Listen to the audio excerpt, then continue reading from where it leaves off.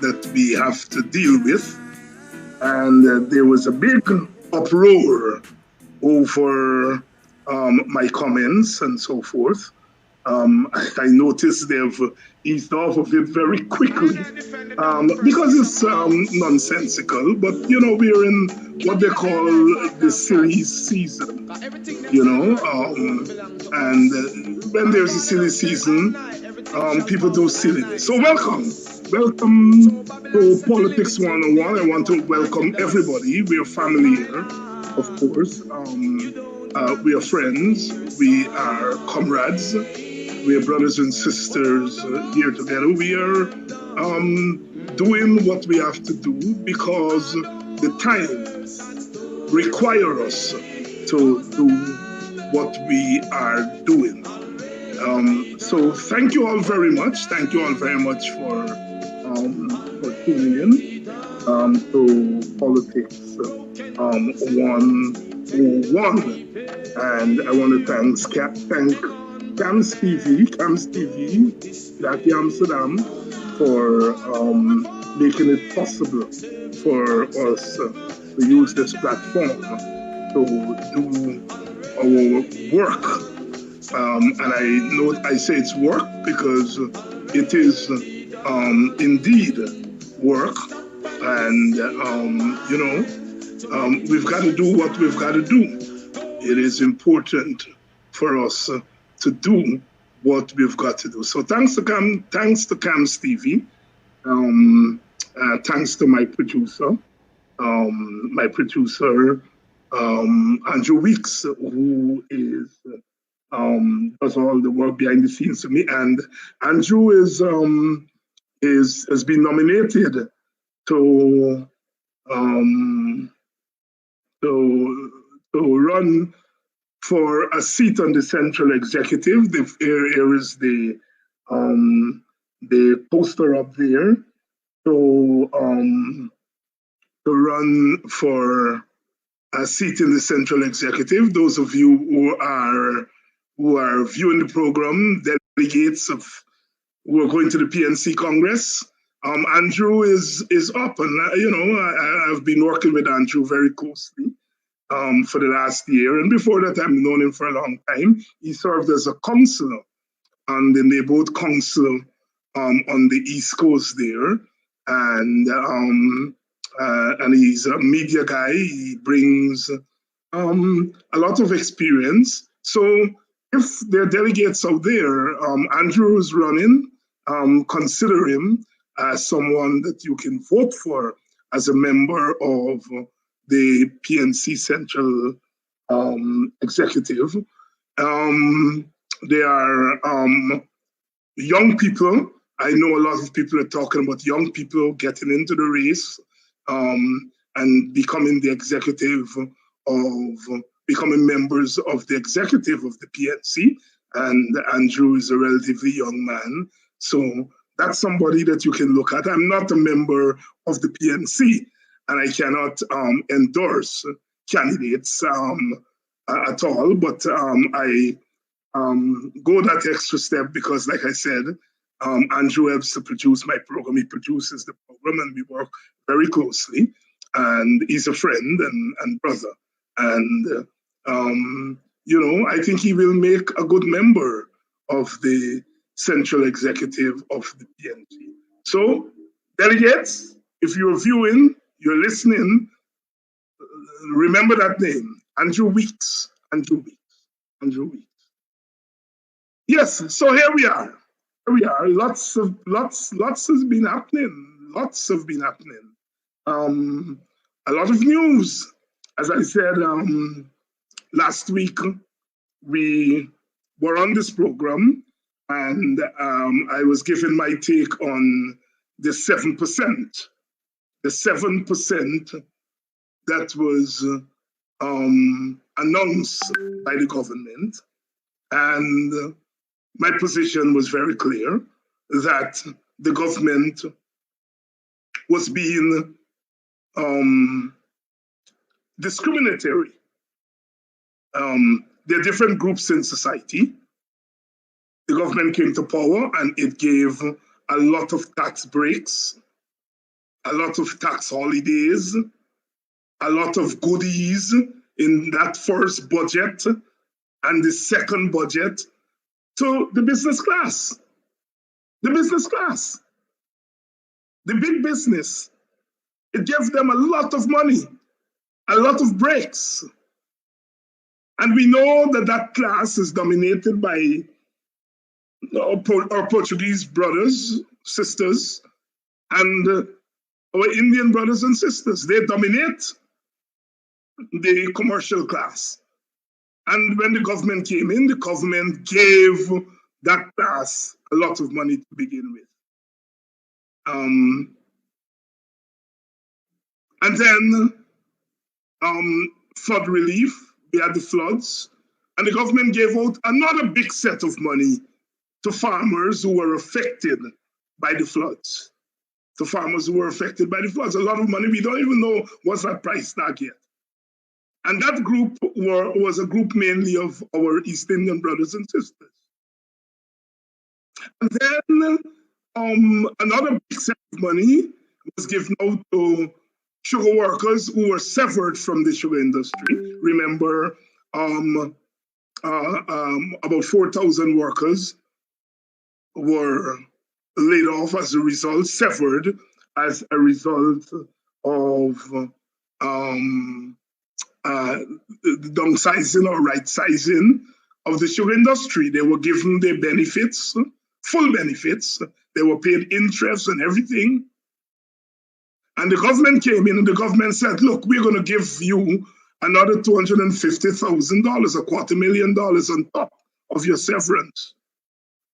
And we know that the majority of those sugar workers were Indian Guyanese. So you had three big payouts. And in each category, our Indian Guyanese brothers and sisters dominated. And the Portuguese also dominated the business sector. African Guyanese, who make up almost half of the population, they dominate the public service. They work in the government services. They work in the ministries. They work in the hospitals. They're nurses. They're doctors. They work as teachers, mainly. A lot of them are teachers. They work as policemen and women. And so that is a group that we refer to as the public servant, the public service. It's time to give them a payout. The government gives them 7% of what they're now earning. We know that the wages in the public sector are generally low. Starting up salary is $60,000, $55,000, $70,000. The average teacher earning $100,000, and some of them, depending on their rank, may earn a little bit more. But the average wage of the public servants, $100,000 or thereabout. And so the government decided they're going to give them a 7% of that, which means if you're earning $100,000, you get a $7,000. And they give them that over 2 years. So basically, it's half of the 7,000 they're giving them, which is 35. If you earning $100,000, is $3,500. And when Winston Jordan was in this program last week, he broke it down. And so each public servant is going to end up getting, over the 2 years, with this little money that they're giving them, about 25 cents US per day, which is about 50-something cents or thereabout. That's what they're going to get. So here is the big money going to the business sector, the big money going to the farmers for flood relief, the big money going to the sugar workers on top of their severance pay. And then when you come to give the predominantly African public servant, you give them a little money. It's not even a little raise. Because a little raise, assume you're getting a raise, and then you get a little raise. It's not even a small piece. It's not even a freck. And so that is clear discrimination. Clear discrimination. Now, if you give away all the money, all the taxes that the rich people are supposed to pay, you exempt them from all those taxes, it means that revenues from taxes are not coming in.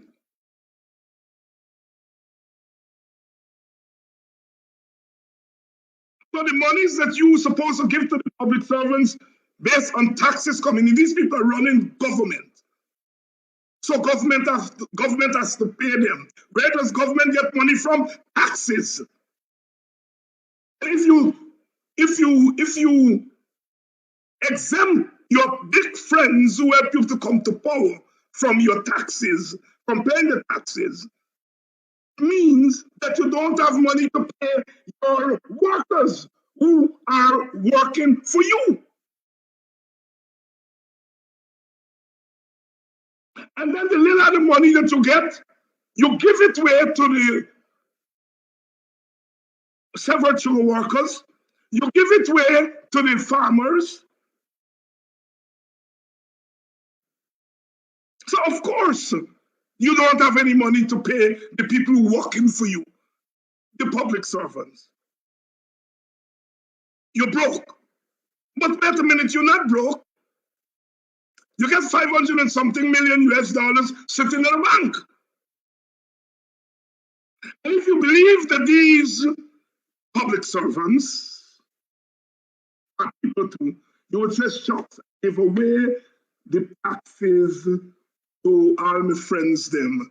I give away to the sugar workers, I give away to the farmers. I got to give these people something. Let me go in the kakada. Let me go in the money that they in the bank there and take out a little money from there to give these people as much money as I give to the others, or at least give them something that is livable and decent. No, they're not worth it. First of all, when you're giving away the money to your friends, them,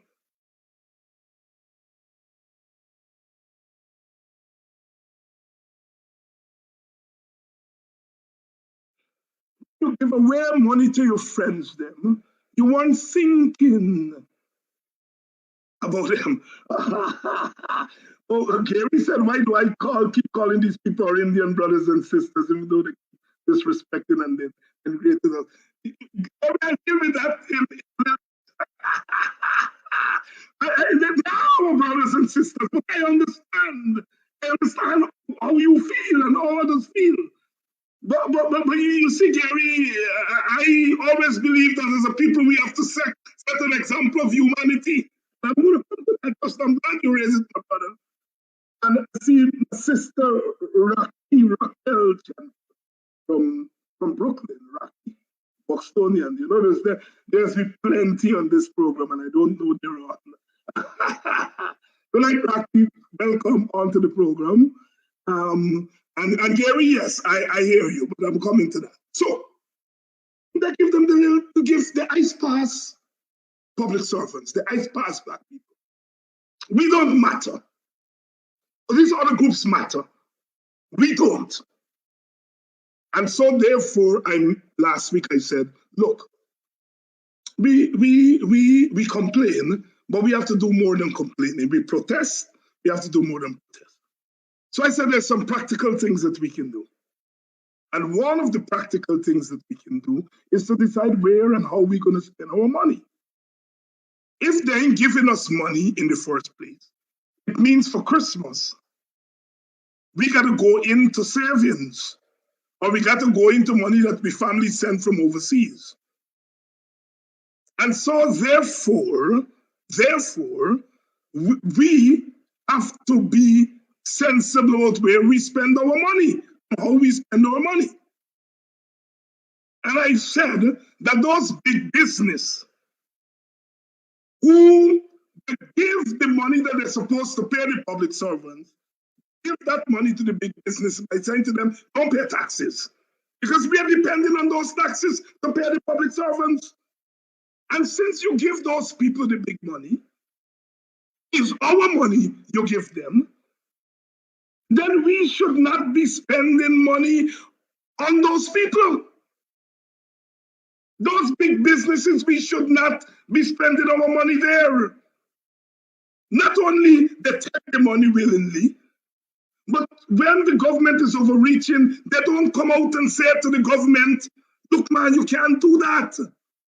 Look, we just hear from the private sector over the last couple of days. What do we hear from the private sector?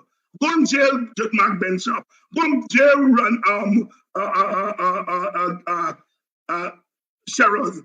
Go and jail these people because they're telling people to burn down Guyana. That is what the private sector is into.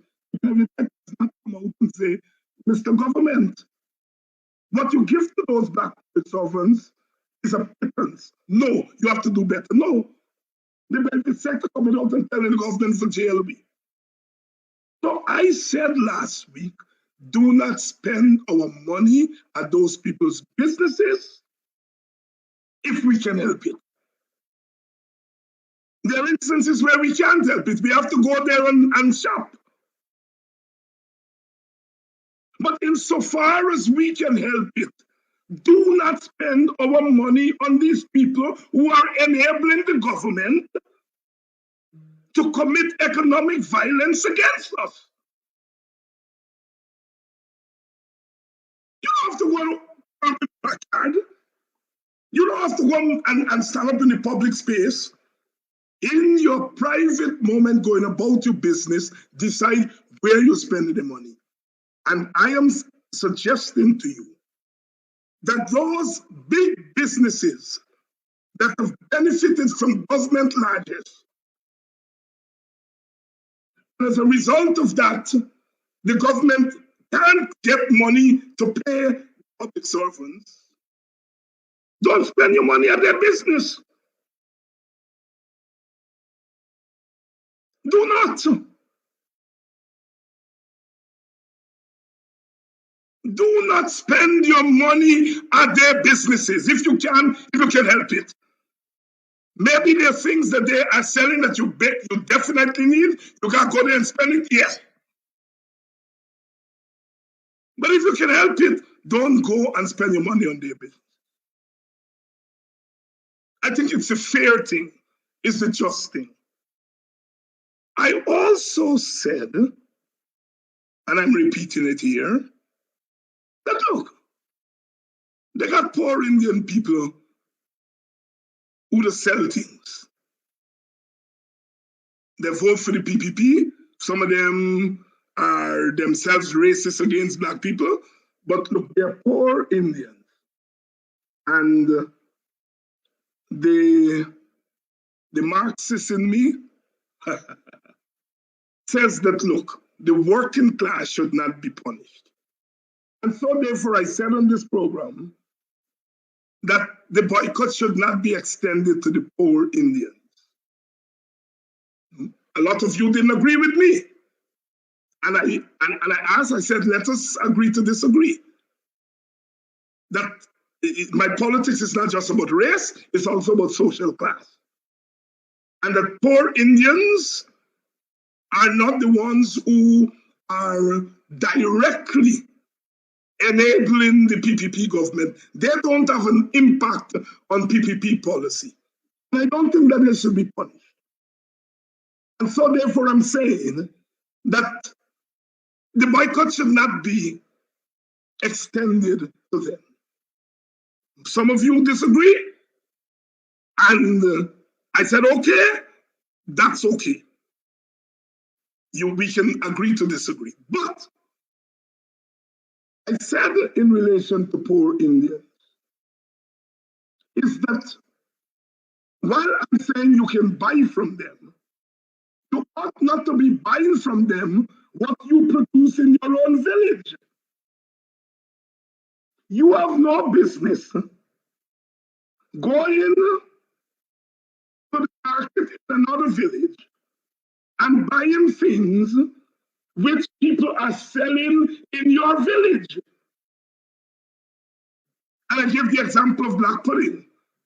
What are you doing at Mondipo buying black pudding from other people when black pudding is selling at every corner in your village? Do you really believe Mr. Prasad or Miss Duki will leave and more and go to Golden Grove or Buxton for buy dal and rice, or for buy mutton curry, or for buy Doc Curry, you think Mr. Shah will leave Monrepo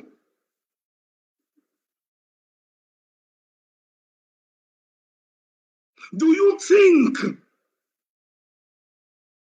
Miss Prasad will leave Monrepo to go to BV for buy dal and rice, for buy roti and curry? No, they buy that in their own villages. The Indian sister, Indian brother will go to Buxton to buy black pudding or cocoa rice that they don't produce in their village, that they don't sell in their village. They don't come at we shop for buy dal and rice and to buy mutton curry. They are not integrating their money. Why do we have to integrate our money?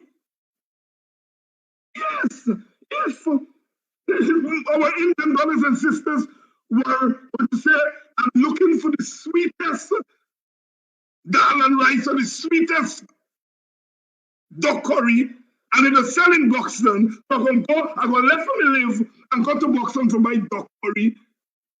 Yes, then I would say we can go over and buy from them, but no. They don't leave their duck curry and their fancy Indian meals in their community and then come to buy that in our community. No, they don't do that. And I am just saying to you all, support your own vendors. That lady who's selling black pudding in Buxton or selling cassava pone, that lady got children to feed. Why are you leaving her and going over somewhere else to buy what she's selling? Even if she's selling for a couple dollars more, the money you're going to pay in taxi to go the next thing. It's best you give her that little extra that she's calling for. Oh, Jesus Christ. Who tell David I ain't successor? Next thing I know, a minister inbox me or tag me or whatever they call the thing. They take out a little piece what tag of black pudding and put it, David Hines is being racist. And they circulate it. And then the bad fashion friend that I used to have named Freddie Kisoon, he see it and write a whole column. Tell David Hines he's a racist. Call his workplace and tell them that he's a racist. And Ronald Waddle did that because Ronald Waddle was being a racist, and he, David Hines, is Ronald Waddle too. So he's insinuating that they should kill me. All because I said to black people, buy black in your own village. You all ever believe what you all hearing? All of a sudden, telling black people to buy black men in their own village, and by extension, telling Indian people to buy ayodal and rice in your own village, that has now become a crime. David Hines the racist, really. Kill him, Akanjo Freddy. Kill him. Call the workplace and tell them that he's a racist and send the racism to them, let us see what he did.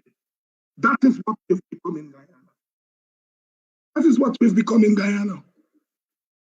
No, I don't worry with our Indian brothers and sisters when they say black people are racist, David Hines are racist, this body is a racist. They don't even worry about what the meaning of racism. They don't worry. They don't worry about what the meaning of racism. What they really mean is that David Hines is taking money out of we pocket. David Hines is telling his black brothers and sisters, put the money in black people pocket. And we are vexed with him because he's telling them not to put money in we pocket. What is that thing doing on the screen? Ronaldo Pearson or whatever. Yes. That is what they're vexed about. They think we are Paku, so they can do what they want to. The government can do what they want to do. We first We're going to go and put we money in the pocket and leave our own people pocket empty. So that's what it vexed with me for you. Our brothers and sisters on that side, the minute you go against the government, you're racist. The minute you this, you're a racist. Our Indian Guyanese brothers and sisters have become so they've made that word racist into a nothing. Everything for them is since you open your mouth, you're a racist. You wear a dashiki, you're a racist. You say black people, you're a racist. Everything for them, for us black people, is a racist. What they mean is that we are damn fools. That's what they mean. That's all they cannot realize. David Hines has never in his life, never in my life, preached black superiority. Never. Never preached black superiority. I don't believe it, and I've never preached it and will never preach it, and I've never encouraged black people to. That is what racism is. When you believe your race is superior, yet those people, everything you say African Guyanese, you're a racist. So they really don't believe that. What they really mean is that David Hines putting sense in black people's head. And for that he must be killed. For that he must be jailed. For that he must be called all kind of bad name. That is what they mean. They don't mind believing that we are inferior. They know that we money is not inferior. Why we money? We are inferior. But we money they want. And so they're angry with me because I dare to say to you all black people, keep your money in your village. Only spend it outside if you have to. Keep your money in your group. You only spend it outside if you have to. I didn't make Guyana into the ethnically compartmentalized society it is. I didn't. It is, I born and meet it. I would like it to get better, but until it gets better, we gotta survive. And people are not putting money in we pocket. Why should we put money in other people's pocket? People are coming to sell at we market.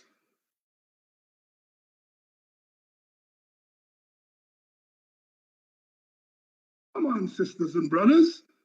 That is what they're angry with me for. Because I dare to say, do not buy from them if you don't have to. Christmas is coming. I repeat it here tonight. Do not buy from those big businesses who have benefited from the money that the government should have used to pay public servants. The taxes that they should be collecting from those big businesses. They're not collecting it from those big businesses.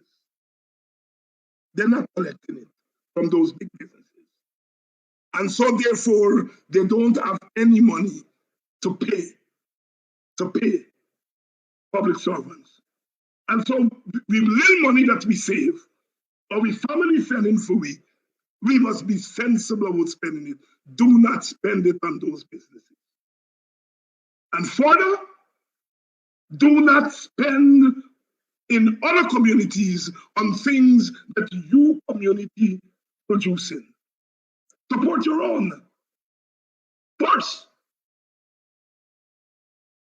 I'm not saying don't support that one Freddie. My sister used to make black pudding and sell. Why David Hines believe that Indian people must not make black pudding? That guy,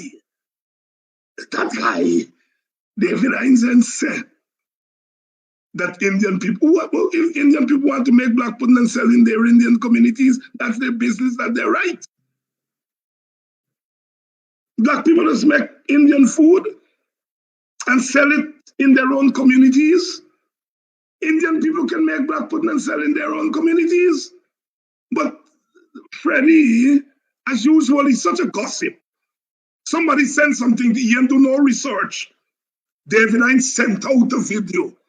David Hines do his show. And they took out half a second of 4 hour show and send it to Freddie. And he said, oh, kill him for this. Tell him that they kill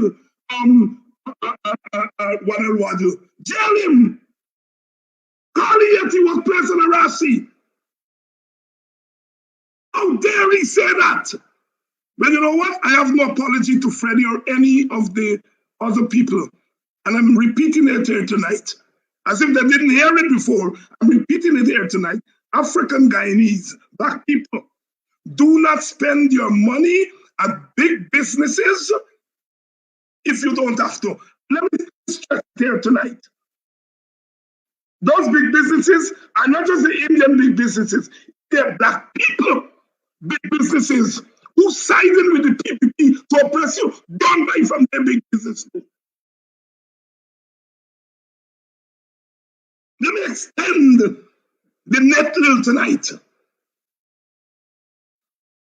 I sat the other night and saw a certain minister coming to me. Ramson said that black people don't got role models, and he see father dress up in suit and tie, and black people don't got role models, and they want to create role models for me. They want to create a class of money homes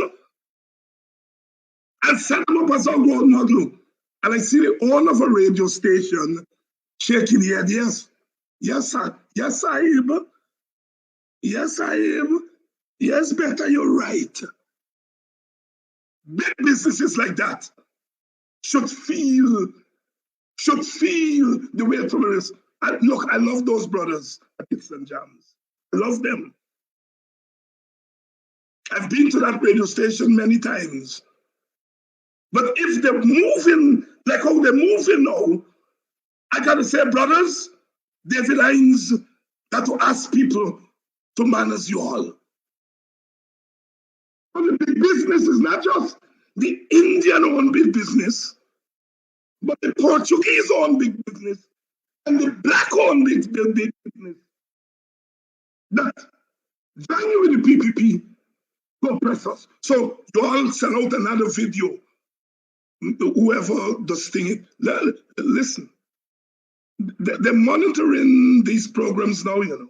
The government, they're paying people money, and they maybe young people who are right now monitoring this program, and I want to say good night to them.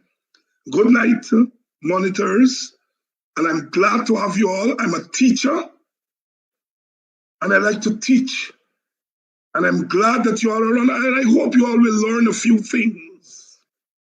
I hope you all will learn a few things. Do you all work monitor? I have nothing to hide. What I'm saying here is what I would have said in the Stabrook News or the Chronicle or any one of them. I'm saying it here because I can't say it there. I have nothing to hide. All right? All I do on this program is that I try to organize our people. I try to learn from them. I try to teach them what I can. And I try to mobilize so that we can stand up against those who would like to trample us. And if they send you all to monitor this program, thanks for coming and monitor. So that you all will learn while you're monitoring, and they will learn. You know what? A year ago when they took power, we had no outlet to express our views. The newspapers all sided with the PPP, and they have to bring them to power. Somebody like myself went from being quoted 2-3 times a week in, you know, Kaitro News and Stabrook News and the Chronicle to being shut out. They wouldn't publish a letter from me. And so I decided I got something to say. And I'm going to create my own program and say what I have to say. And when my brothers on the other programs ask me to come on, I will go on and say what I have to say. And they have about 4, 5, 6 of us on a daily basis, creating alternative means of communication And at first they say, look at them, they're up on Facebook. 1 year later, we have become the opposition to them. The organized political opposition is doing what it is doing. They work against constraints. They're politicians. They have to mind them out. They have to mind what they say. I'm saying tonight that 15 months after the install regime, in the ring, Mark Benshop, Bostonian Morning Time, Rickford Burke program, Gavin Matthews program, Politics 101. I hope I'm not missing anybody. The APNU boys that do their program. We are the true opposition. And they've come now to realize that we are the true opposition. So they're now trying to kill us out. They're now sending people to monitor us. Every time a fire in Guyana is weak as the fire. Every time a hole bored in a road in Guyana is weak as the board. Every time a thief man commit a crime, is we send the thief man. What happening in Guyana now is those guys on social media. What they really mean, let me interpret for you what they really mean. What they really mean is that the only true opposition in Guyana are those guys. That's what they mean. That's what they mean.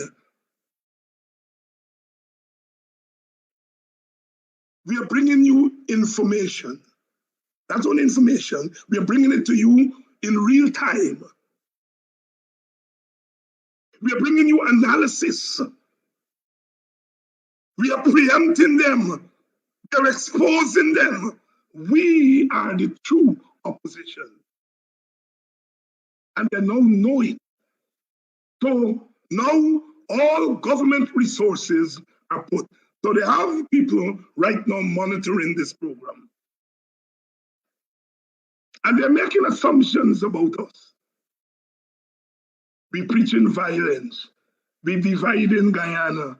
We doing this. We doing that. When these people were hammering us, when Nandalal went to New York and said they got no opposition, they're begging the PNC to give them the opposition. He went to New York and said that. Now you get opposition in your tail. Don't complain. Take it. Take your blows. When you all were being installed, Dr. Ralph Gonsalves, the Prime Minister of St. Vincent, who was one of your chief installers, tell we, take your licks like a man. Ralph, I'm telling your friends them tonight, take you all licks like a man.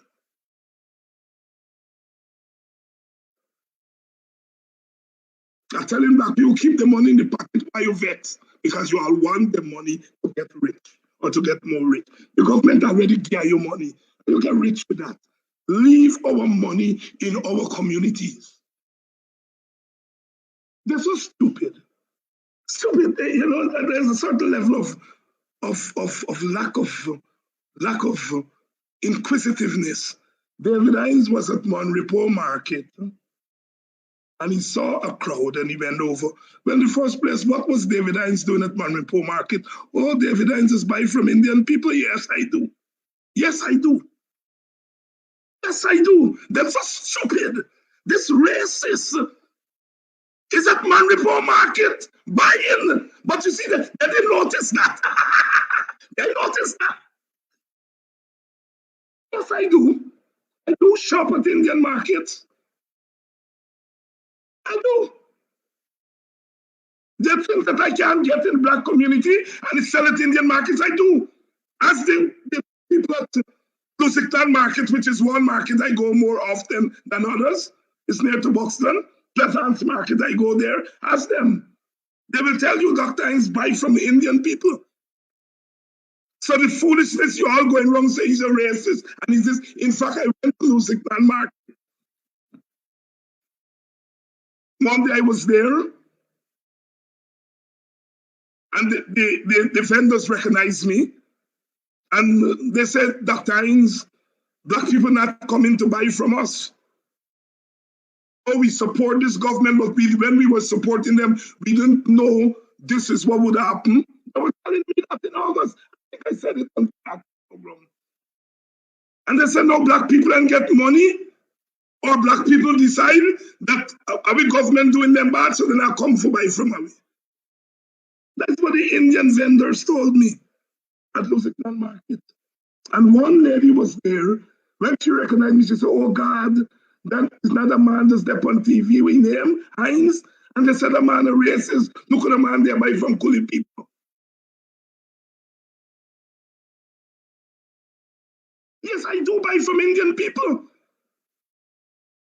I do. We do. We black people do. And yet we are the ones that you always call racist. We buy more from Indians than Indians buy from us. And I'm not beating up Indians for that. All I'm saying is that when we decide we are only going to buy from you what we don't have in our communities, why you want to jail me for that? Why you want to jail me for that? Yes, the lady said, oh my God. Oh, they said this buy not like Kuli. Look at this man there, buy from Kuli people.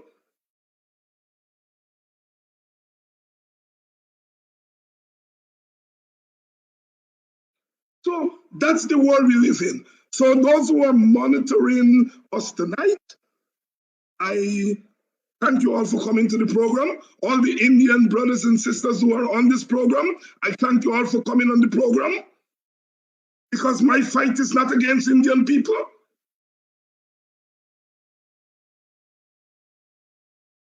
But Marley said, I and I not come to fight flesh and blood, but spiritual wickedness in high and low places. That's my fight. My fight is not against Indian people. My fight is not against Indian people. You must recognize that their fight is not black people against black people. And I am not going to preach punishing of Indian people because they vote for the PPP, but the PPP punish black people because they vote for the ANC coalition. They're giving them 7% because they vote for the coalition. And they're giving other people a big percent. My fight is not against Indian people. Has never been. Indian people don't make policy. Average Indian brother and sister. My fight is against spiritual and political wickedness in high and low places. And I don't come to fight no flesh and blood.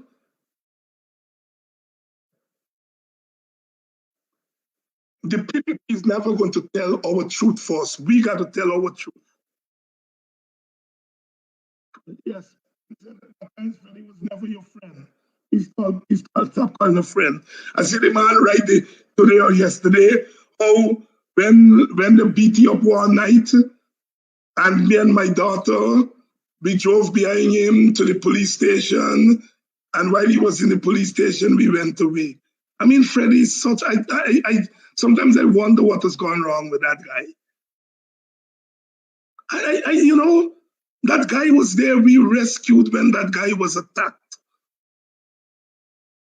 Carrington went with him to the station, me and my daughter drove behind him. This is 2, 3 o'clock in the morning. To get him home safely.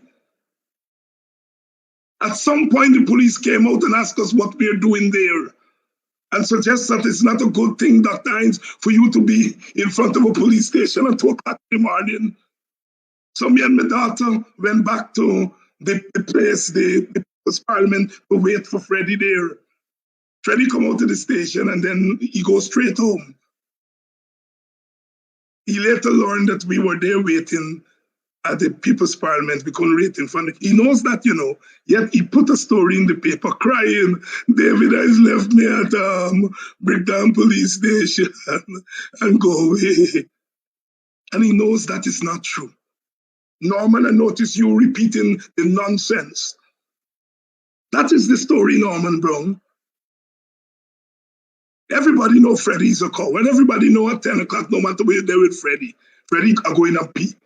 Next thing you look around for Freddie gone. Don't, after 10 o'clock, you can't get, there's a standing joke with all his friends. And he get vexed because he said publicly, this is a man that abuses people, their family, and everybody every day in that papers. And because you say he's a coward, he start to cry. This is a man who called for me to be killed the other day. And you just say he's a coward and he crying, just like the PPP. They're doing the hard thing. I say, don't buy black Putin in thing. And the PPP ministers are gone crazy. It's one of them, Daram Lal, who send the thing to me. I tell him, I say, Mr. Minister, good morning. I notice you quoting from me. And I'm very glad you do because I have something to teach you. But I wish you play the whole program to your people them so they can be educated like you.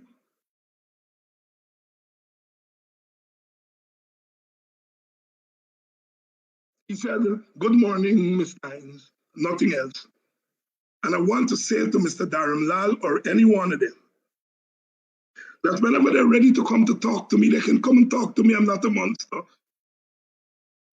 I'm flesh and blood in every man's chest. They beats a heart. Bob Marley says so. I have a heart in my chest, just like you all. And if you all are going to mess with black people, you all will always hear from me in your face, in your face. Sister Joan Cambridge said, black people gotta stop talking in whispers. And she's right. Don't mess with black people. Do not mess with black people. You hear? Because I'll be in your face. You don't have to preach violence. Violence is being preached by the PPP. Violence is being committed by the PPP. Violence is being provoked by the PPP. It's the PPP that killed 400 black men in 23 years. Not evidence.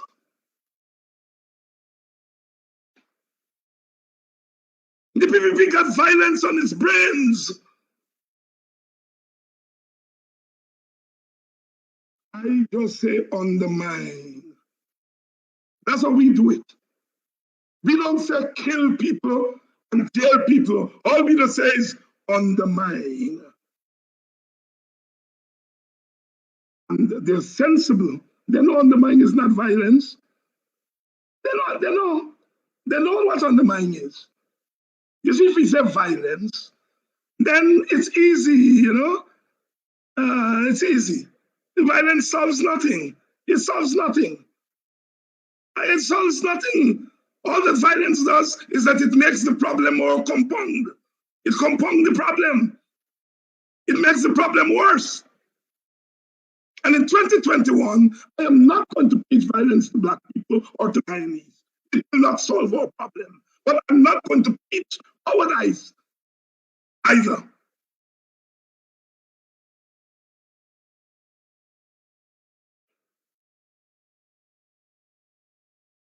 I'm not. I'm going to say to black people, use your agency to defend yourself. Use what you have. They want your money. However small it is, they want it. Without your money, they will not get rich. Whether they get it through the government or they get it when you buy from them, it's your money that makes them rich. And I'm saying that black people make sacrifices to people like me. People like me. Tremendous sacrifices. Tremendous sacrifices. And I am repaying black people by standing up and encouraging them to stand up. Don't bend. Don't. You all are people too. And I want the monitors to tell them, David, I didn't say that. Again, I say the average poor Indian lady or poor Indian man is not your enemy. Not your enemy. Not your enemy. It's the powerful, the elites. And they like to hide behind poor people. But they thought that they had the opposition in a corner. They thought because the parliamentarians couldn't speak out.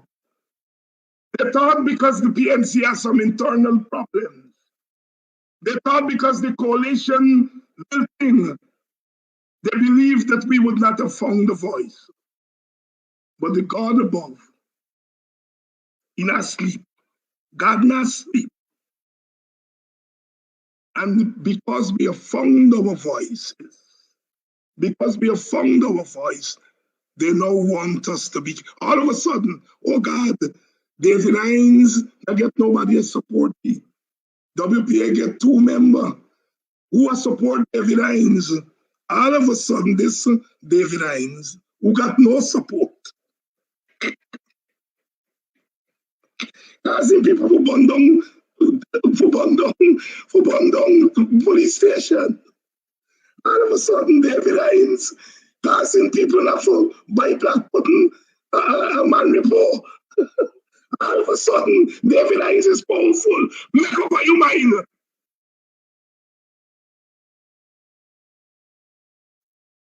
David HINDS and Mark Bishop and Rickford Burke and Gavin Matthews and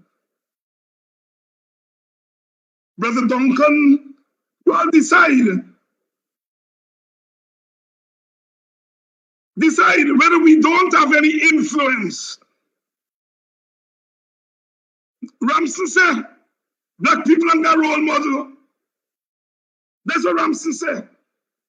Black people do not have role models. The PPP will create role models for us. Quite apart from that, he's a mannish, disrespectful little boy. And you just got to deal with disrespectful little boy different. But I don't want to big you up. All I want to say that what he has said, that is government policy. That is government policy. And as we said the other night, when Sister Simona and Brother Nigel and Brother Shama Solomon and I were on Mark program, we said thank you. Thank you for coming out into the open space and talking your truth. Now we know the truth. We're going to respond to your truth. Now we know we got role models. We know that. We know that. We know that. We got more role models than is good for us. So we don't want to dwell on that. We got role models. We teach Guyana. We teach Guyana. We humanize Guyana.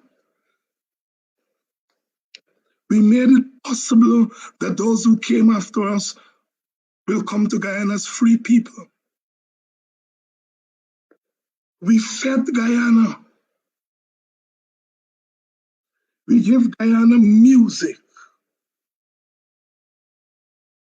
The calypso, the reggae.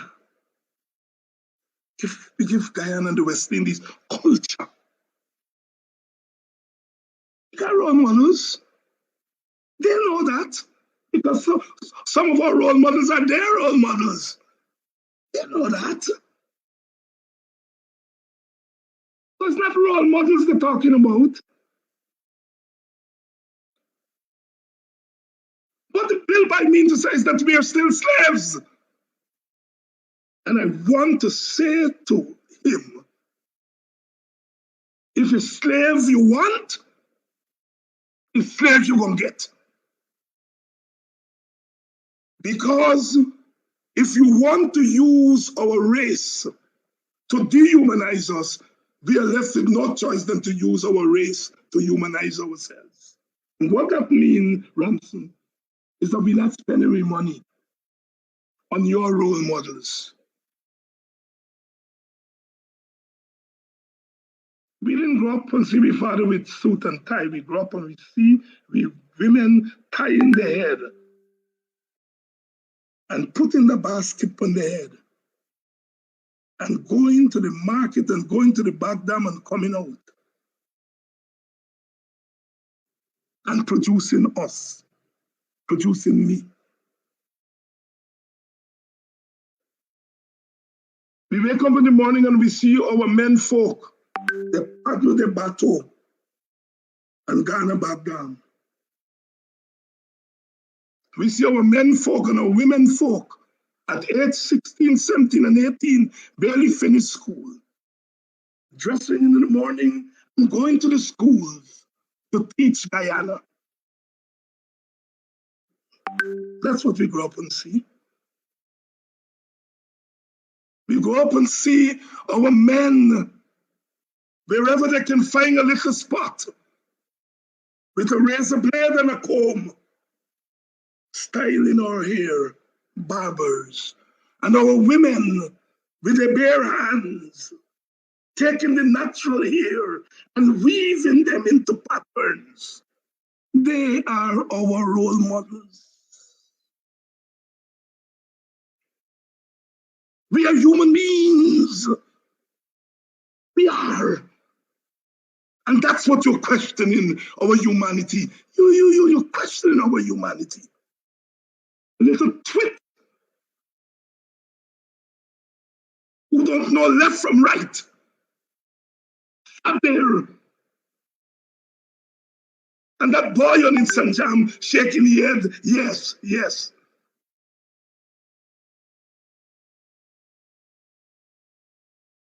So, thank you, Ransom. We got work to do. We got work to do. We have to affirm our humanity every day, every minute, every hour of the day. See, they take advantage of us. They take advantage of a very honest streak in our people. As Black people, we are the conscience of this world. We are the ones who know right from wrong more than others, because so much wrongs have been done to us. We can smell advantage when it starts taking them.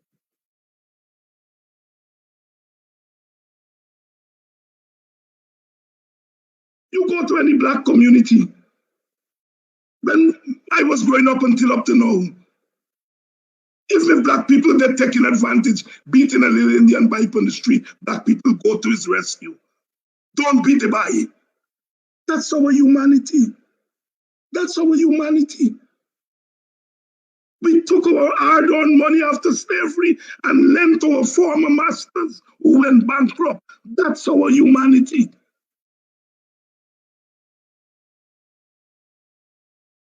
Moses Nagamutu was our prime ministerial candidate. We treat him with much dignity and love as much as Brother David.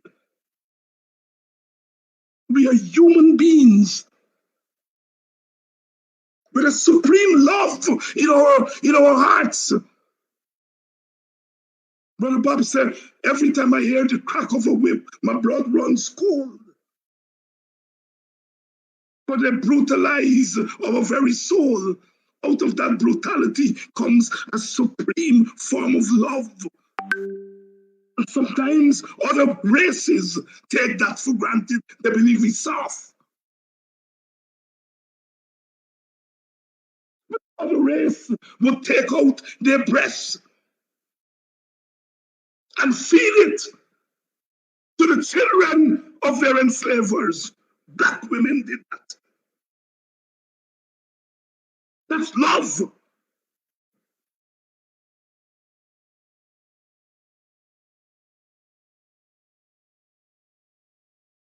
I grew up in a village, a little boy, in the midst of all the racial disturbance in the 60s. Buxtonian said, Mr. Chandaban, you are the dispenser in this village. Take care of our children when they're sick. We will protect you and you are not leaving here. I said to Mr. Rupchan, the goldsmith, his son, Clyde Rupchan, teach me at school that you all are human beings, and in spite of this disturbance, you all serve us, and you all are staying here. In the midst of racial violence, Black people stand up and defend Indians in their communities. It's a supreme form of love. I'm not saying that we didn't do craziness during the disturbance. Black people do craziness. Indian people do craziness. But in the midst of the craziness, Black people stood up and protect Indian people. And you, Ramsey, want to tell me about role models? Role models? Role models? We got more role models to give to the rest of the world. And I want you all Black people to start preaching your story without any qualifications. Start preaching your story without any qualifications. Because your story is a beautiful story.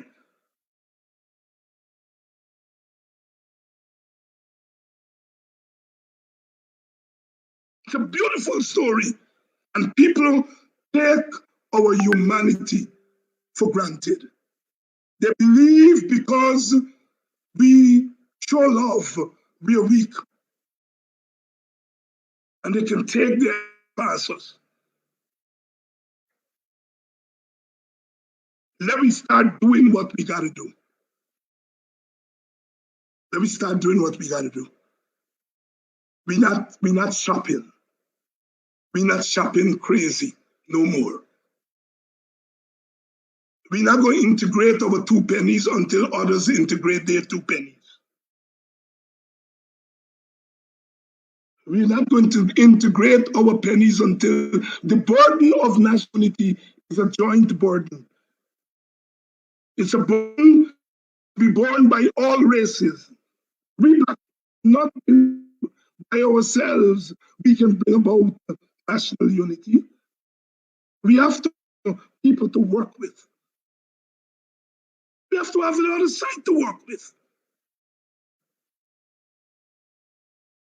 I'm tired of people taking us for granted, sitting up there with a stress, a little boy who don't know yet from his toe and talking nonsense, an entire race of people who made it possible for him to sit there in his, you know what.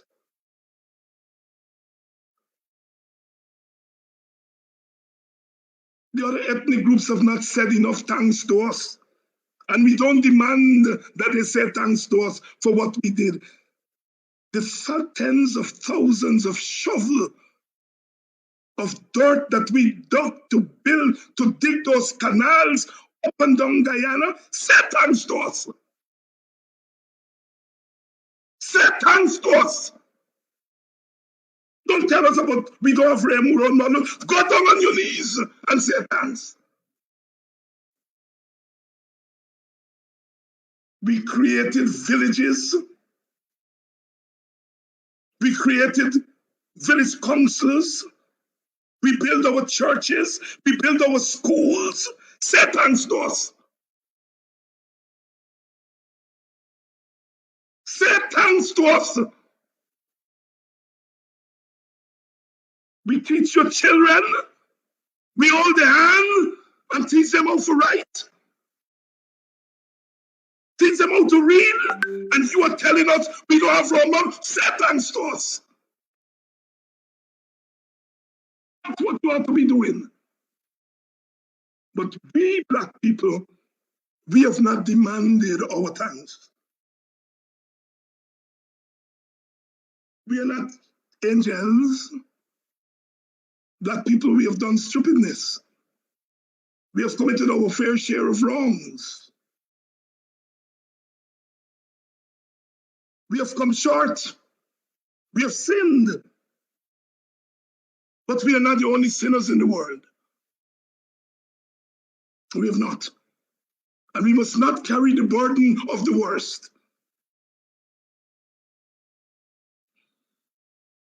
We're not better than anybody, but nobody's better than us. We're not better than other races, but other races are not better than us.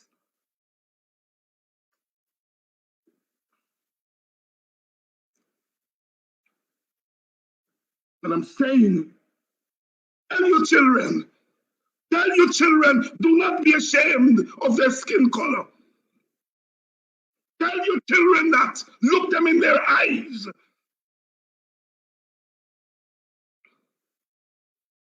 I thank God every day for a man named E.U.C. Kwayana. I grew up as a little boy. You talk about what grown mothers. He walked that village. He walked Guyana. He didn't have to say a word. He didn't have to say a word. Tall, black, stately, spoke softly. But all of us knew that was the epitome of love and model. You tell us about role model? Role model? Say thanks for U.C. Kwayana. Say thanks for Burnham. I've had my problems with Burnham. You all know that. But I'm walking all over the place as though he's the devil incarnate. He made his mistakes. And he paid for his mistakes in his lifetime. Black people like myself said to him, no, Mr. Burnham, you're making a wrong turn, you're wrong. Yes, Mr. Burnham, jail people like me. Yes. But for you all, Indian brothers and sisters, to believe that he was a devil. And when you all say he's a devil, you all don't mean he, Burnham, is a devil. You mean black people are devils.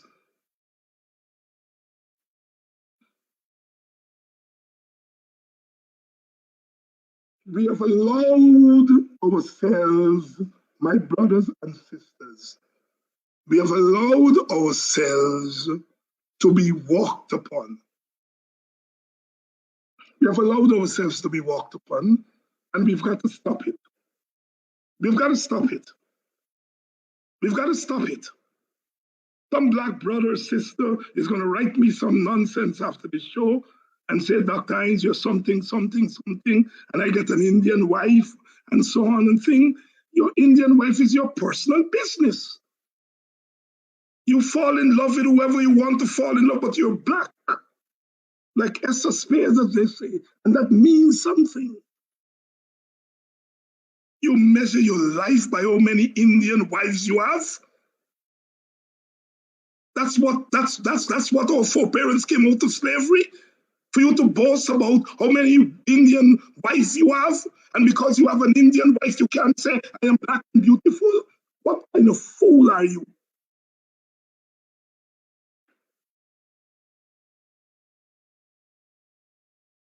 I don't have to come on this program and talk about my Indian friends and so on. Let me say one thing. The last time I checked, Rupert Rupnaraine, Dr. Rupert Rupnaraine was the leader of the WPA, the only party I ever joined. An Indian man is my leader. This racist David Hines have no problem with an Indian man being my leader. Dr. Rupert Rupnaraine, I love him.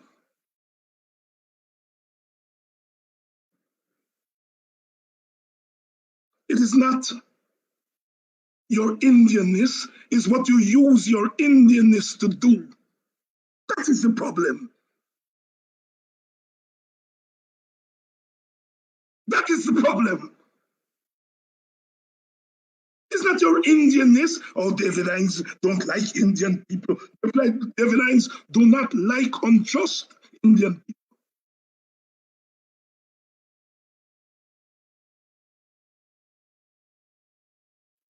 David Hines don't like unjust any people. Indian, black, blue, or brown.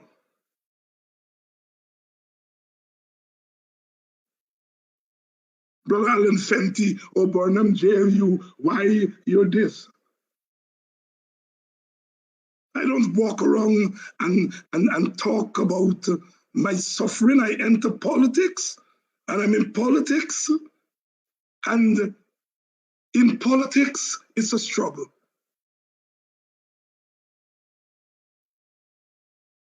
But if you are going to use Burnham to say to black people you're evil, I'm going to have to claim Burnham then. And I'm claiming Burnham tonight. Who don't like it, go to hell.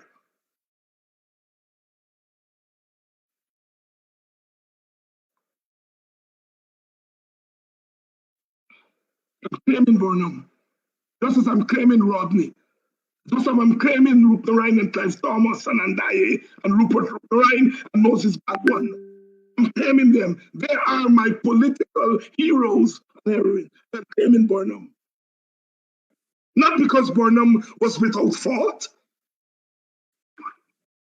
But if you all are going to make him the devil and using him to say we are devils, oh no, I'm going to claim him.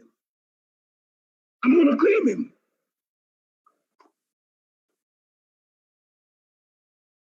I have my problems with Brother David Granger. But if you all try to nasty him because he's a black man, the problems will go away.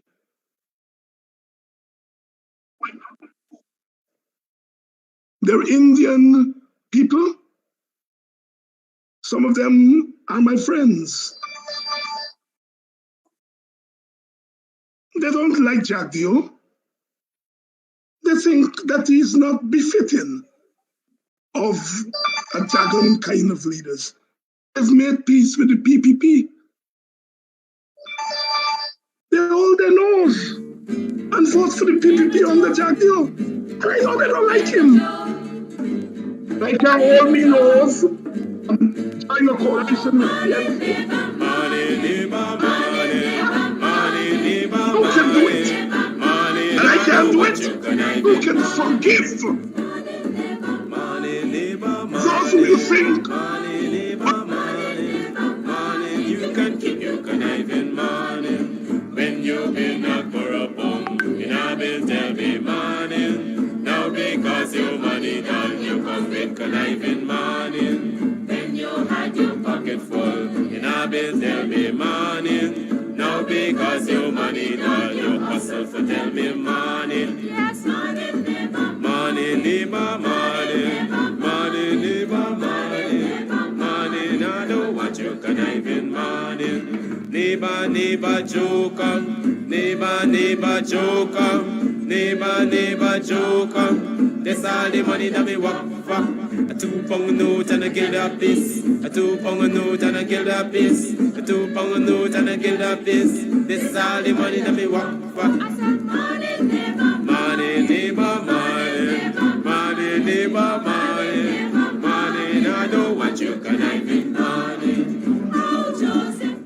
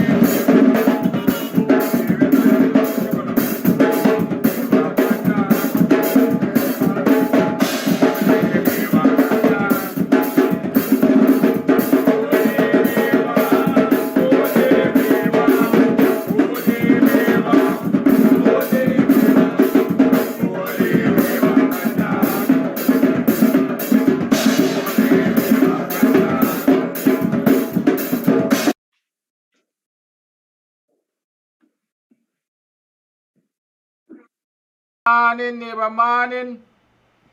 Welcome to another program of Buxton, your morning time. You could say it's a late start, but it really is not a late start because what I did was to extend the primer. Dr. David Hines had a lot to say last night on his hindsight program. And so when there is meat in the matter, you just allow the meat to flow. And so many of you who did not get the opportunity to see that program last night would have had the opportunity to see it now. And so that's the reality.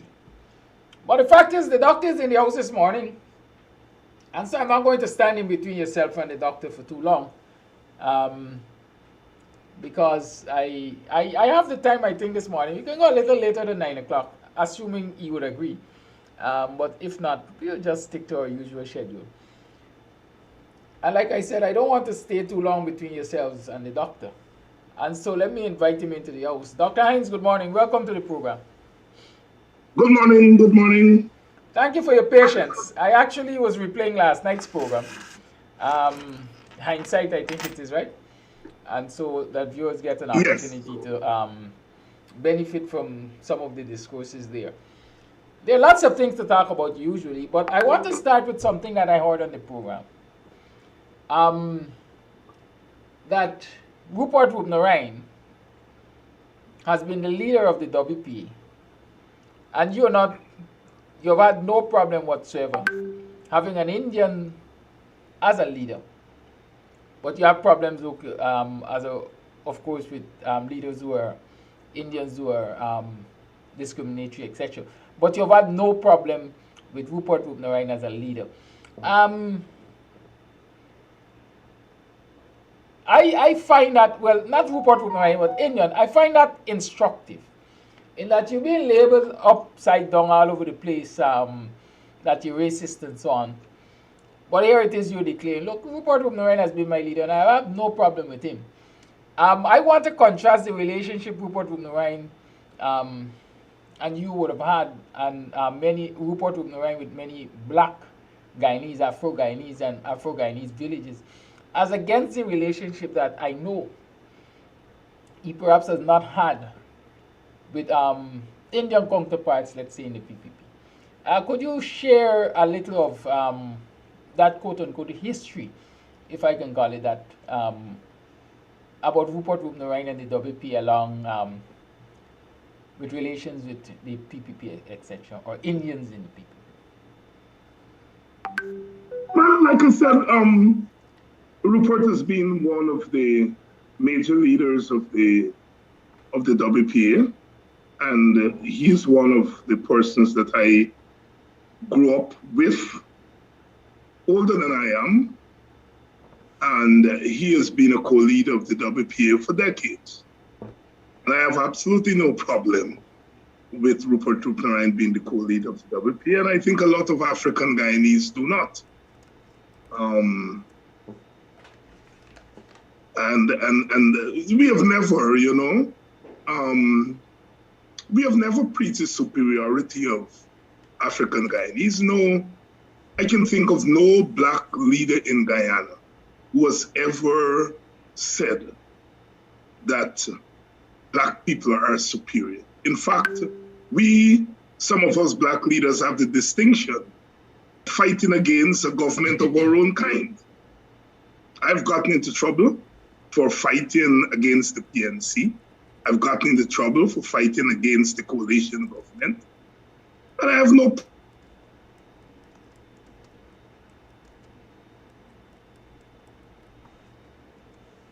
government and you're African. The minute you oppose an Indian government, you're racist. You see, the PPP and the Indian elites have managed to define the parameters in which black people talk about race. We have to admit that. They make us afraid to talk about race. All the black leaders, the black political leaders, they tiptoe around the question of race because they were afraid of what Indians would say. Today, every major Indian leader in the PPP, and now the thing has trickled down to their followers, a lot of their followers. As soon as a black person opens their mouth and say anything they don't like, they say, you're a racist. You're a racist. But a racist is someone who believes in the superiority of his or her race. They have never heard that from us. So why are they calling us racist? Because racist is now the new word in Guyana for the N-word. They don't have to call us the N-word anymore. They've discovered a new N-word. So when they say racist, they're not saying that, look, these chaps believe they're better than us. That's not what they're saying. They're saying that you all are second-class citizens to us. The R word has replaced the N word in Guyana. You look at all the posts on Facebook, the first thing an Indian Guyanese opens his mouth or her mouth to talk about black leaders and no black people is that you all are racist. They're not stupid, they're not ignorant, they know what racist means. And they know that we are not racist in the true meaning of the word. But it's a convenient word to call us instead of calling us the N-word.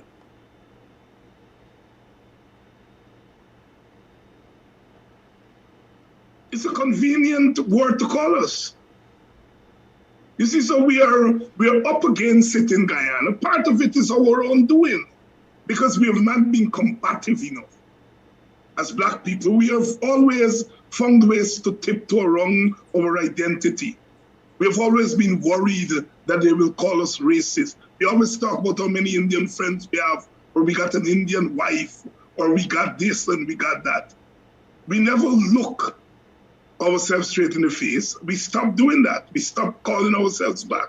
Sister Joan Cambridge wrote a letter the other day and said black people must stop speaking in whispers. And she's correct. Whenever we have to speak about ourselves as a race, we speak in whispers. And it is all because the Indian Guyanese intellectuals and political leaders, they have boxed us in, and they determine how we speak about race. So when you have Ramson who comes out and telling us who our role models should be, it is because they've already tell us how we must talk about ourselves. And so they believe now that they own us. We are up against it in Guyana, and it has become manifest for the last 15 months since this government has come into power. Because these fellas like Ramsden and all of them, they now have power. They now have the power to tell us what they always wanted to tell us. They now have the power to define us how they've always defined us. But they're now doing it with power behind them. And people like myself draw their anger because I refuse to let them define me. I live by Bob Marley's motto in that song, Babylon System. We are what we are, and that's the way it's going to be. You can't educate I for no equal opportunity, talking about no freedom, talking about my liberty. One of my friends just texted me to tell me I'm now the most famous man in Guyana. My face is on the front page of the Chronicle with a headline, David HINDS is called out for racial remarks. And then they talk about David HINDS being racial remarks, and then below it, they talk about Ramson. So instead of dealing with Ramson, the one who made the racist remark, David HINDS is put on the front page of the Chronicle. And I have to be there because I am one black man who has made it very clear that you are not going to tell me how to define my blackness. I would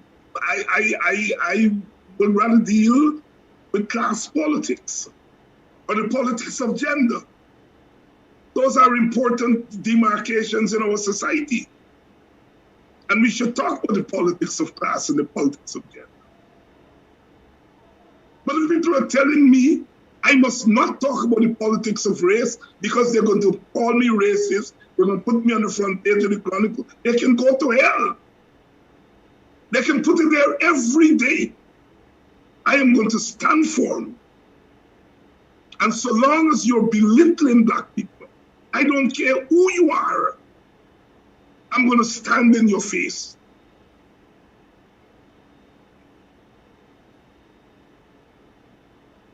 I was making a very simple point. Very simple point. And the point is that the money that should be paid to the public servants, the taxes the government is supposed to collect to pay people who work for them, they have waived those taxes for their big business friends. So the fact that they don't have any money to pay public servants because they give away the taxes they're supposed to collect. And they give it away to big business. And it is based on that reason that I ask black people not to spend their monies on those big businesses. Those big businesses already have your money, so you have no money to go and spend. It means you have to borrow, you have to go in your savings, you have to depend on your family from overseas. And then you're going to take that money and go and spend with them who already got your money that should have been paying you? No. I exempted in my call, I exempted poor Indian people. I said the poor Indian vendor should not be boycotted because that poor Indian vendor does not influence policy in the PPP. That's my class position. I said that on this program last week. Many callers disagreed with me, and I understand that, but that's my position. Yet they did not, they won't put that on the front page of Chronicle. They won't send that around. They will send around that I said that black people should not buy pudding at Monday Post Market. They didn't put what? Why? Every little block in a black village selling black pudding. What are you doing going and buying black pudding in another person's village? Do you think an Indian from Enmore is going to leave Enmore and go in Buxton looking for duck curry or for dal and rice or for mutton curry? No, they buy that in their own communities. If they come over to our communities to buy something, it's to buy cook-up or black pudding or something that they don't make in their communities. So they're very careful about how they integrate their money. And I'm saying to black people, you have to be equally careful about how you integrate your money. And for that, I'm a racist. For that, I'm a racist. For that, I should be jailed. For that, I should be killed. That is the country we are now living in. Black people cannot talk their stories. We cannot discuss how we should spend our money. We have become literally slaves again in our own country. We cannot affirm our identity. We cannot say we love ourselves. The minute you say I love myself, you're a racist. The minute you say spend your money in your village, you're a racist.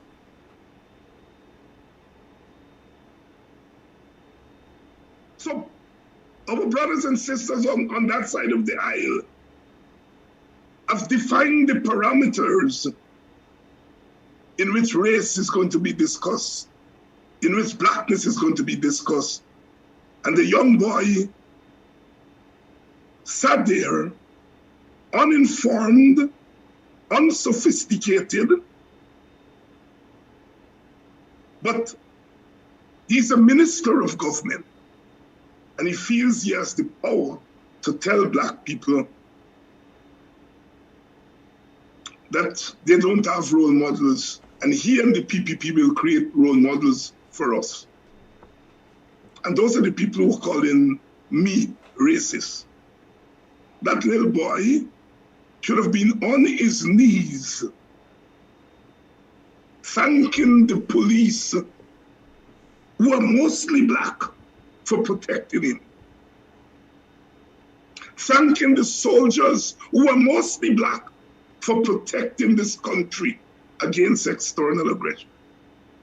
Thanking the black teachers who have always educated Guyana and continues to do so. He should be down on his knees thanking them. He should be down on his knees thanking the nurses at the hospitals who are mostly black for taking care of the sick, for providing health care for Guyana. He should be down on his knees thanking them. He should be down on his knees thanking black people for freeing Guyana of slavery. That his foreparents, who he says he wake up every morning and see with suit and tie. We made it possible for them to wear suit and tie because we freed this country of those who did not want black and brown people to wear suit and tie. We did. The thousands, tens of thousands of shovels of dirt that black people dug with their own hands to create the canals, the trenches, the drains in this country, so that we can live in an irrigated country. Ramsey should be down on his knees thanking us for that. Well, I see the pushback that he has received over those statements perhaps resulted in him apologizing. But in my mind, the apology was what should I say? And anyways, I'm lost of words this morning. He apologized, and he did say that there are many blacks who are role models. There are thousands of blacks who are role models. But even in his apology, he was only able to name those PPP blacks as role models, right? But one of the things that struck me in that whole episode about him talking about role models and so on, and black people not having role models, basically said that the coalition APNU spent trillions of dollars in this economy while they were in government, and none of it empowered their supporters. What is troubling for me about that statement is it would appear as though the PPP, I mean, many of us have argued it, has divided Ghana into APNU or PNC supporters and PPP supporters. And based on that statement, in short, Ramsey is saying, look, when the PPP is in power, we will do all to enable, uplift, empower our supporters. We don't care about yours. And when you are in power, perhaps we don't expect you to do anything for us. How troubling is that? No, you're partly correct. You're partly correct. Here again is defining, is their definition. If the coalition were to have done for black people what the PPP is doing for Indians, they would be hung. They would be called the biggest racists. They will be run out of tongue. So on the one hand, you prevent them from doing it. And then when they don't, you say, they look after your people. If they look after the people, you call them racist. If they don't look after the people, you call them stupid. What I'm trying to get you and your audience to understand is that they're using those classifications as the mask for saying that we are second class. You know, Ramsey know that if the coalition spent half of that money on black people, that they would have been out of power quicker than they got out of power. Actually, because they would call them racist. And black middle class people don't like to be called racist. Black middle class is weak. They don't have belly bottom in that regard. As soon as you call them racist, they put their tail between their legs and they run away. The PPP has problems with people like me because I refuse to do that. But they know that the majority of the black middle class, the political leaders, the professionals, call them racist. And you get them to shut up. So when we have government, we don't balance our commitment to the nation with our commitment to our constituency. We don't do a balance. We believe that our commitment should be just to the nation and not to our constituency. As if the nation is on an equal level thing. It's not. The nation has different groups at different levels. And any government should recognize that. But wherever blacks are in government, they behave as though we are all at the same level. And they distribute resources based on that understanding. And the minute they deviate from that, we call them racist. And so they don't look after black people. They're called stupid. They look after black people, they will be called racist. So the Indian elites are determining how our leaders move, our leaders act. That is the message I'm trying to get here this morning. And it is on that basis that Ramsey feels that what he was saying was not something wrong. We determine how you all think about yourself. So we also determine who your role models are. We tell you all you are stupid because you all don't make money by any means necessary.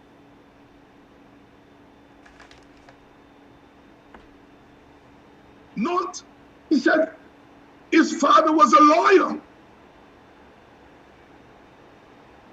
He's not telling young black people to go and be lawyers. He said, come to us on bended knees. We will give you some contracts. And that's your route to wealth. Don't go and learn to read and write. Don't go and become lawyers and doctors and soldiers and accountants. Don't bother with those things. They're tearing down the foundation upon which our wealth and our dignity have been built. A teacher and a lawyer, a doctor, policeman, and woman, if they're paid well, they can become entrepreneurs too. Because they can take the excess money and invest it in a small business.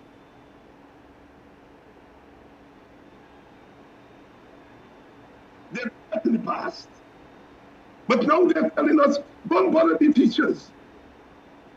Don't bother be doctors. Don't bother be nurses. Come and kneel down in front of us. Your new slave masters. And we will give you the nation's money, and you will become entrepreneurs. Entrepreneurs in our image, the image of the people. So that statement by the young man, Kinaki, is loaded. You see, we have to get behind what these people are saying. And that's why they're so angry, because we were quick to get behind what he was saying.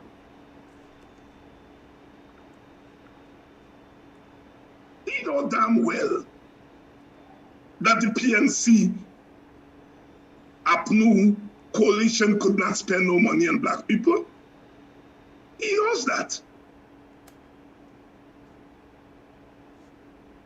But yet he's telling them that they're stupid for not spending on their own people, when they're the ones who prevent them from spending on their own people.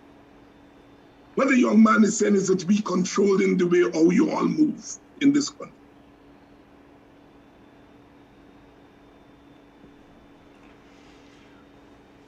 Controlling the way we move in this country. I've seen recently the same young man boasting about he can go into places like Agricola. I know for a fact that he has come to Buxton and was welcomed with open arms by a lot of people. I will deal with those Buxton visits because I think a lot of destruction was done, especially to the Buxton ball field, but there are still people who sing his praises. And so this boldness that he has, I want to argue, is perhaps encouraged by a younger generation who perhaps are, I don't know if just as guilty as him in terms of ignorance, not knowing where they came from, not respecting their history, the community's history, not reflecting on the challenges and struggles of the foreparents, and even generations not so long ago. Also in the news, there are lots and lots of things, like I said. To comment on what you said there just now. Okay, go ahead. I'd like to comment on what you said there just now. Yes, our young people, especially the ones that are born just before or after 1992, they grew up with the PPP in office. They grew up believing power is an Indian thing, not a black thing. And while we may be critical of them, we have to ask ourselves what we as black leaders have done to give them an alternative view of the world. Very little. And those of us who have tried to do it, our own black people have called us racist. That is the problem in Guyana. We say that our young people have no consciousness. But how can they have consciousness? And we are afraid to give them that consciousness. When do we wear the shikis? Do we wear the shiki to work? No. Do we wear the shiki to go to concerts? No. We wear it on 1st of August and then we go throw it down. If we flood that country every day, every week with African wear, we don't have to do nothing else. Absolutely nothing else. We just go to school, go to church, go to work with our African wear. Half of the IPAS will stop immediately. We can't, we can't be beating up on the young people. We have to beat up on those of us who know better, but don't do better. You always find an excuse not to deal with race. The people in Guyana who say the most, I am Guyanese, I am not African, are black people. You hardly hear Indians saying that. You hardly hear Amerindians saying that. Amerindians say I'm a YY, I'm a Makushi, I'm an Arawak. An Indian say I'm a Hindu, I'm a Muslim, but Chatri. It's only black people who feel that some or the other God will strike them down if they say, I am an African Guyanese. We have to be critical of ourselves, my brother. And not just the political leaders, the religious leaders. I don't care if you're a Christian. That's your religion. Black people have humanized Christianity. I will not give away Christianity because it's a European-born religion. There is such a thing as black Christianity. But do we live as black Christians? We don't want to come out on 1st of August to beat the drums, because beating the drums and dancing and speaking in tongues, we say, according to our Christian teachings, are heathen. They are devilish acts. We have lost the will and the courage to balance our blackness with our Christianity as our foreparents have done. We are our worst enemy. We allow others to define us, my brother. And our children today, if they've bought into it, is because we have done absolutely nothing to stop it.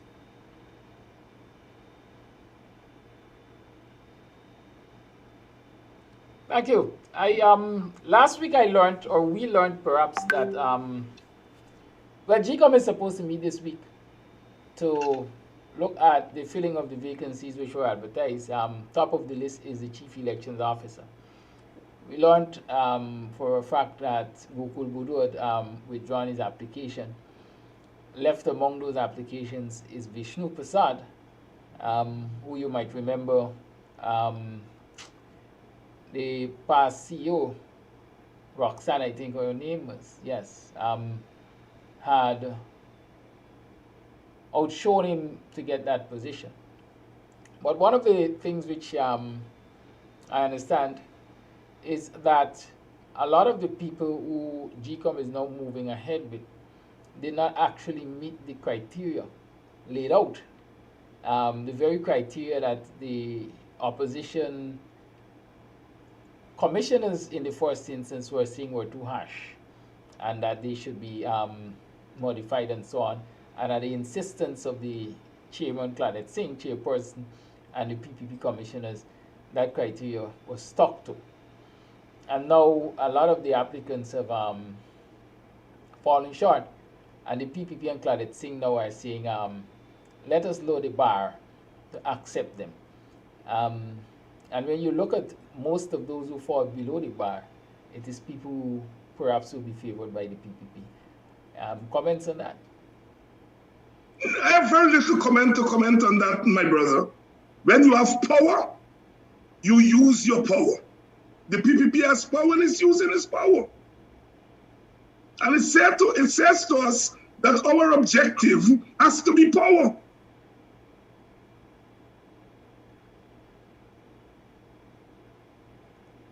That is my simple answer. A lot of what we are seeing is a power play. And there are some things we are not going to be able to stop.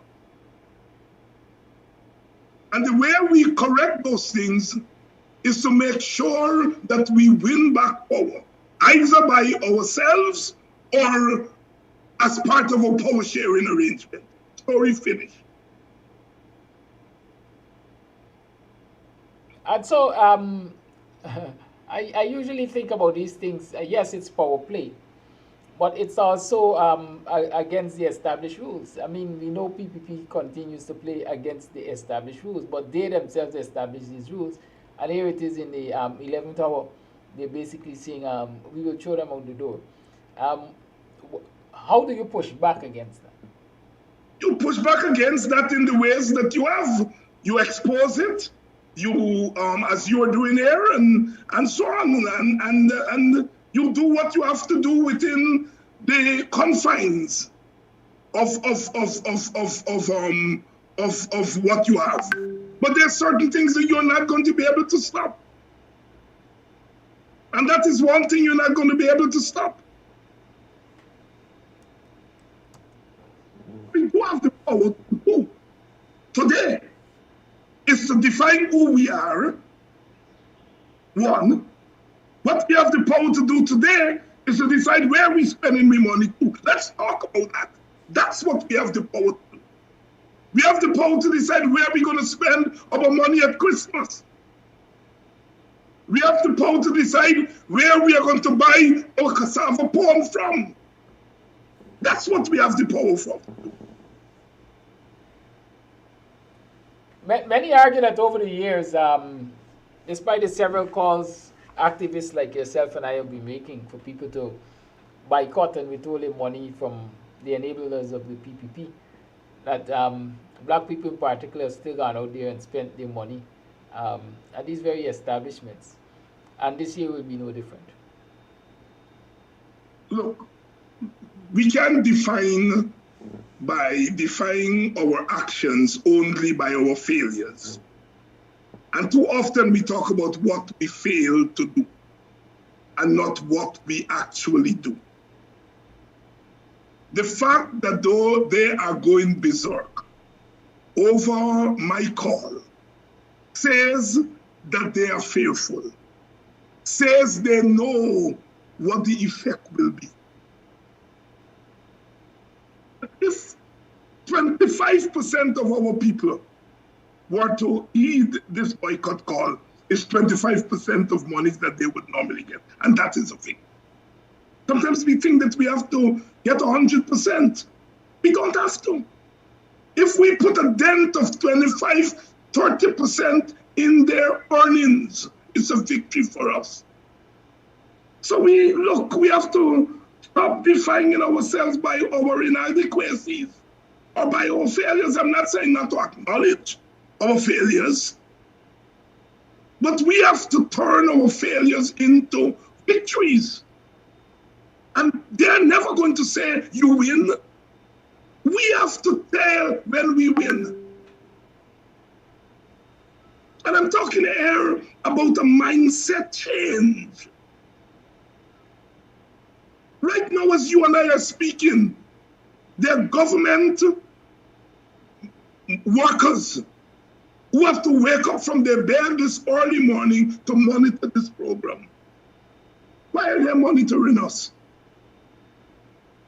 They monitor us because we are the true opposition. But we don't know that. We have our brothers and sisters calling in to say that we need to go and block up the country and do all kind of story.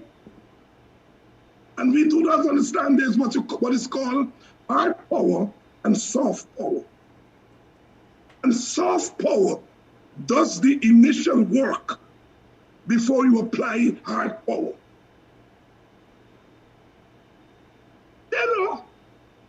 They know the effect of 25% of black people heeding this call. They know what that will do to them. We are the ones sometimes who underestimate our agency.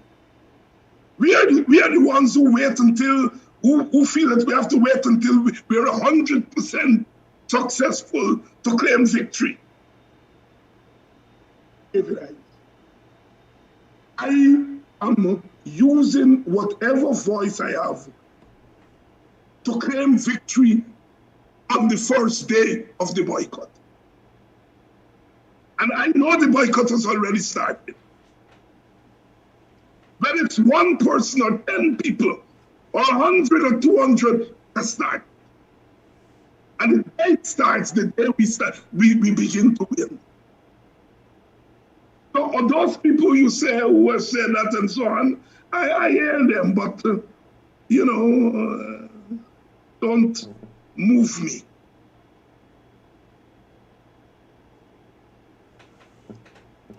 Indeed, 25% dent in their income is a big dent. I can tell you that. And so I'm encouraging public servants, Afro-Guyanese, Guyanese in general, to withhold your monies. 7% is equivalent in this instance to 0.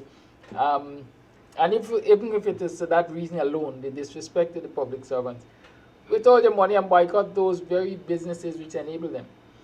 And like I heard Dr. Hines said last night, it's not only Indian businesses that enable the PPP. There are lots of Afro-Guyanese businesses that enable the PPP. And if you find them in your communities, boycott them too. There are lots of individuals in your communities who are enablers of the PPP. Boycott them too. Find a way to isolate them. Because at the end of the day, they too have their necks and have their knees on your That's right. This thing is not only about race. Race is a big part of it, but it's also about you can be black and you can enable Indian prejudices. and Indian advantage taking. There are black people who do that. And they too should be made to feel the heat. Withdraw your patronage. Withdraw your patronage. It's now 8:04. As is customary, I want to open up the lines. Anything you want to talk about before I move there? Well, there is nothing in particular that I want. I think I've covered most, and now it's time for action. Well, Freddie has said. Now it's, Freddie has pinpointed you, maybe not in his own terms, as a racist, and you should be reported to your place of work, and the ERC should indict you, and when you get home, deal with you condemnedly. Care to comment on that? No. Except to say that when the PPP was in power before, I was coming back from a conference in Jamaica, and I got a call from my head of department. David, are you okay? And I said, yes, I'm okay. I'm leaving of Jamaica from a conference. She said, we're concerned about your welfare. That's why we're calling. I asked why. And she said, we got the report out of the office of the president of Guyana that you are staging a revolution. So we are calling to know whether the revolution has failed and you're being locked up or what. And they were able to trace the messages that were sent to the president of my university to the office of the president of Guyana. The PPP has already done that to me. I do not walk around like Freddie and talk about how many bowls of feces were thrown in my face. If I fight in, I fight in. So I have no time with Freddie. Freddie's in his own delusional world, and he has to work that out himself.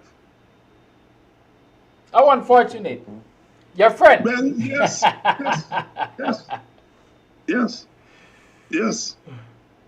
I saw the lines are now open. 6225933 is the number to call. Call and let's talk the thing. Yeah, 6225933 is the number to call. Call and let's talk the thing. You're on to the box during your morning time. This evening is Politics 101, is it? Yes. We're having the trade unionists on from the TUC, Lincoln Lewis, Norris Witter, Coretta McDonald, and another sister from the TUC, Eslyn Harris. They're going to be on looking at the 7% and what is it they're planning to do and so forth. Okay. Calling live, good morning. Hi, good morning, Kadaki. Good morning, Dr. Hines. Now, good morning. These guys that wants to put out the football tournament, put on the football tournament, right? Kashif and Shanghai, right? I'm calling on our people not to support these football tournaments. Kick your little ball in your own area. You got space in your own area, even if you go on the road, part of the road, and kick your little ball, right? And get your little audience and so forth. Don't go and support Kashif and Shanghai football tournament. I'm calling on our people not to do so, because there was a time that we had boycotted them, right? Now PPP back in power, they want to put back the Kashif and Shanghai tournament. So our people should not support these people. And it's St. James, our people should not support these people, not support them. Every Sunday they want on the radio, oh, where you want us to land the chopper? What chopper you want to land? He wants to land any chopper anywhere? What chopper could he land in Sapphire and those places? He's a footstool for the PPP. I'm calling on these people to boycott these registrations, not to support them, Thank you very much. This is my contribution. Thank you, caller. Let me add to the caller's position and remind that in 2011, leading up to that election there is when Kashif and Shanghai came out and supported the PPP and the boycott started. And so there was no Kashif and Shanghai tournament from perhaps around there on to recently. And I saw just last week or so, the announcement of Kashif and Shanghai tournaments over the holidays, in a period when there is talk of the pandemic, and other people have been asking and not being granted permission to host smaller community-based tournaments to keep their players, as I would say, fit. And so here it is, we having this big Kashif and Shanghai tournament coming up again. Of course, it's one of the foot soldiers of the PPP, and so the PPP is breaking the rules again to facilitate their people. And our people must be smart enough to continue that boycott, and so let them perhaps play to an empty stadium. Brother Kidaki, let me just make my comment. Our people must do that, but our people need leadership. You see, we don't do this thing just like that. We have to organize. We have to have leadership. In 2011, it was just after the election, the young people had an organization called the YCT, the Youth Coalition for Transformation, I think it was, and they're the ones who organize that boycott. We have to have an organization. We have to have a movement. We have to have things. The brother who said that we should boycott, look, we have an organization called the Society for African Guyanese Empowerment. It's our black organization. And that is the organization that we can use. You live in a village and you want to form a SAGE group in the village, call us and form your group in the village, and in the village, propagate the boycott in your village. Every little child in the village won't be listening to this program. But if you have an organization in the village that is promoting this boycott and so on, the organization on the ground in the village is doing the work. You have to provide leadership and organization. And this is not the kind of thing that you probably want the political parties to do, because they're not going to be keen on doing that. They are trying to get Indian votes. But we have to have the black organizations. And I'm saying we have a black organization called SAGE. Get in touch with us and tell us you want to form a SAGE group in your village, 2 or 3 of you. And you all in the village promote these things that we're talking about here. You want the help from us? We will come in and help. We will come in and speak to young people. But we have to have organization on the ground. It's good that we have started to throw these ideas. Boycott, don't do this, don't do that. But we have to have an organizational framework. That's the next thing. Because if there's no organization, the thing will be a one-off thing, a one-day thing, and then it's up. Calling live, good morning. Morning, Kadaki, morning, Dr. Hinds. The discussion is timely. But one of the things that I've looked at is that why is it the Africans, when we can do the simplest thing, which is to withhold our monies from businesses that simply are racist and don't support us, on a psychological level, we simply have failed our people to get them to understand what we need to do. One of the simplest things that we can do as a people is to, in my opinion, to give our children names that reflect our ancestral heritage. But if we ever looked at when Europeans are in Africa, when their children are born, they give them European names. Now, when we are in the diaspora, we give our children European names, not African names. One of the simplest things we can do. But we simply refuse to, or we just don't understand why we need to, do these simplest things. No one don't need to hold a gun to your head, but we can do those things for ourselves, which is to reflect our African heritage by giving our children African names. So on a psychological level, we are simply screwed. And another thing we must do is to call out the organizations in Guyana, Black or African Guyana organizations that refuse to say anything and have wait till the storm pass and then they say a few things, but consistently have not done nothing day in and day out to educate our people, because we cannot leave the people who have oppressed you to educate you. And that's my take. Thank you, caller. Lines remain open. 6225933 is the number to call. Voice note. Good morning, Mr. Kadaki. Let Charles Ramson go and get football team, especially from Enmore and Bath Settlement and Blackbush Polder for play in Kashif and Shanghai tournament.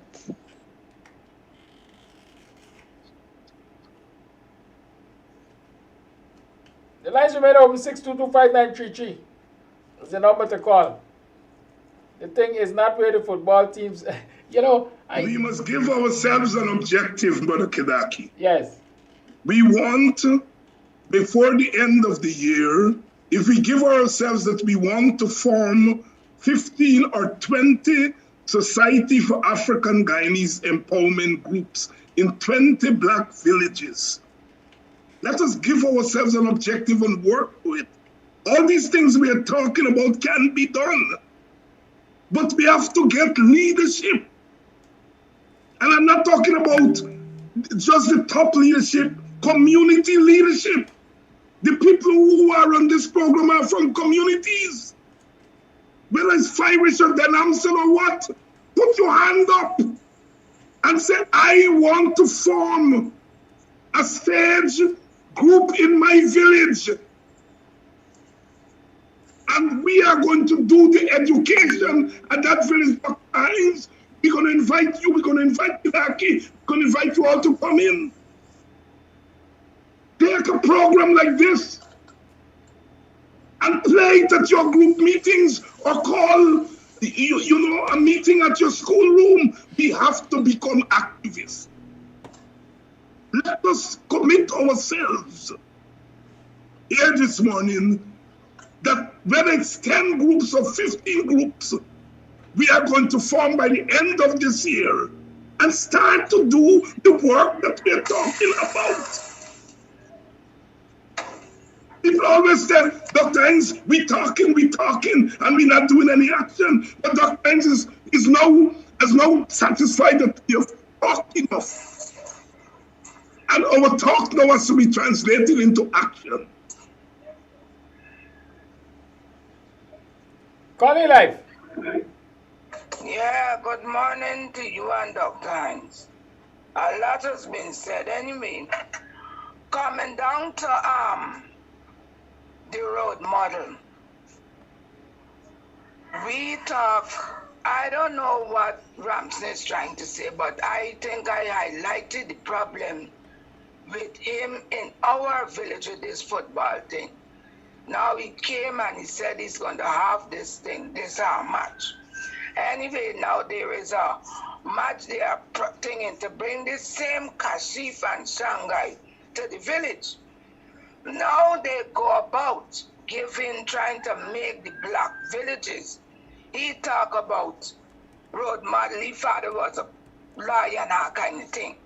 But in the black villages, the PPP now is taking it upon themselves to make the black young people all footballers. Footballers who could never ever meet. Guyana footballers don't even beat the Caribbean, let alone getting as close to the World Cup to say they are a team in the World Cup because they ain't got a class. But these things. Now the same thing that you say that you need people to like educate the black. I talk about this house slave. This house slave has attacked a lot of youths in the village and got the youths following me, the house slave. But with all the house slave running as a house slave, he is trying to build a house that he cannot complete. And I told him one time, you said they're living in Pradofield. Anyway, moving along. One of these footballers claim that if the minister comes and finish all the committees and the like, give it a facelift, part of the fence drop down and so, he, at the next election, though he's black, though his father was kicked off the job during the laying off of people, the black people out of the government, his father was one who suffered. He will forget that thing what happened to the father. That when the breadwinner move off, you know what was going on. He will go and cast his ballot for the PPP because Ramson gonna come and build the football, this ball field, and give them a few footballs. Now the other thing, Dr. Hinds, you were talking about the monies and something. We must go back to the meat of this dilemma Guyana is now in. Remember the elections of 2020, March the 2nd. Teachers were placed in positions of ROs, APOs, POs. I don't know the RO salary, but the PO salary for that day, all POs, no matter where you come from, was 65,000. The APOs were 50,000, and the other category, ballot box and calling clerk, poll clerk, and so, were being paid $45,000. Now the 27 or 28 boxes that went up there with statutory documents missing, refusal of putting on the 6-digit stamp, and all the military votes that would have brought the outcome was that APNU won the election. Would have been clearly that APNU AFC winning the election.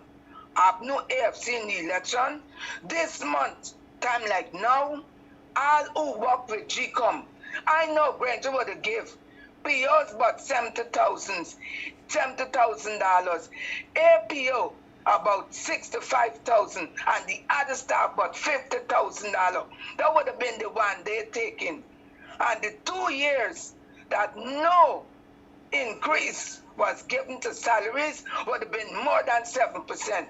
So as a whole, I am a pensioner.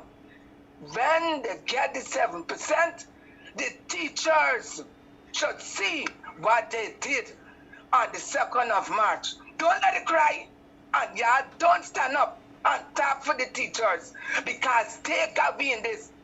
When the crowd, the holler in the days of Jesus, crucify after Judas sell you out for 30 pieces silver. You see what happened? And right now, them teachers who do the act, the God Guyana people weeping, with tears falling upon them. So they got to punish. Had they done what they were taught to do election, nothing like this would happen.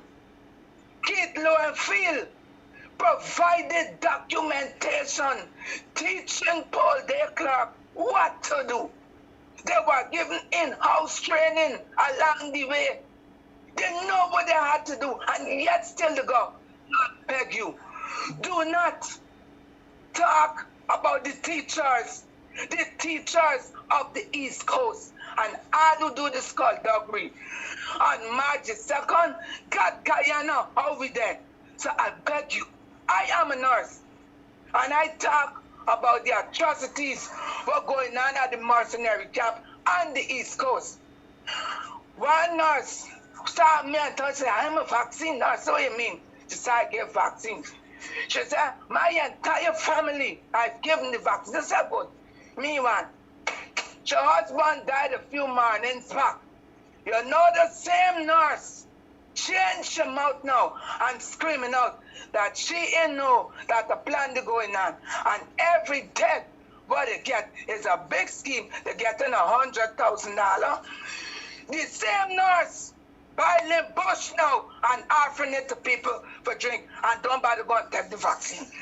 That is my comment today. Have a good day. By the way, Kadaki, on the 8th of December, it will be my birthday. So I want y'all to send out happy birthday greetings to me. Bye-bye.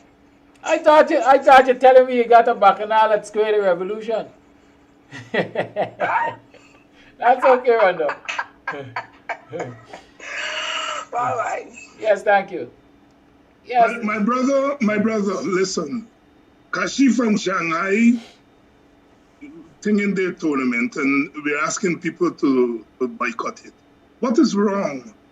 What is wrong with black people organizing their own football tournament on that day? What is wrong with organizing a sage football tournament? Kafish and Shanghai are Japanese or Chinese. What about organizing a football competition in a couple of our villages with 2 African names? Come on, we have to be proactive. And that's what I'm saying. Let us commit ourselves here this morning to forming organizations in our villages. That's what I want to hear from the callers. Now is the time that we have to put our money and our energy where our mouth is. We've been calling for action. Now it's time for action.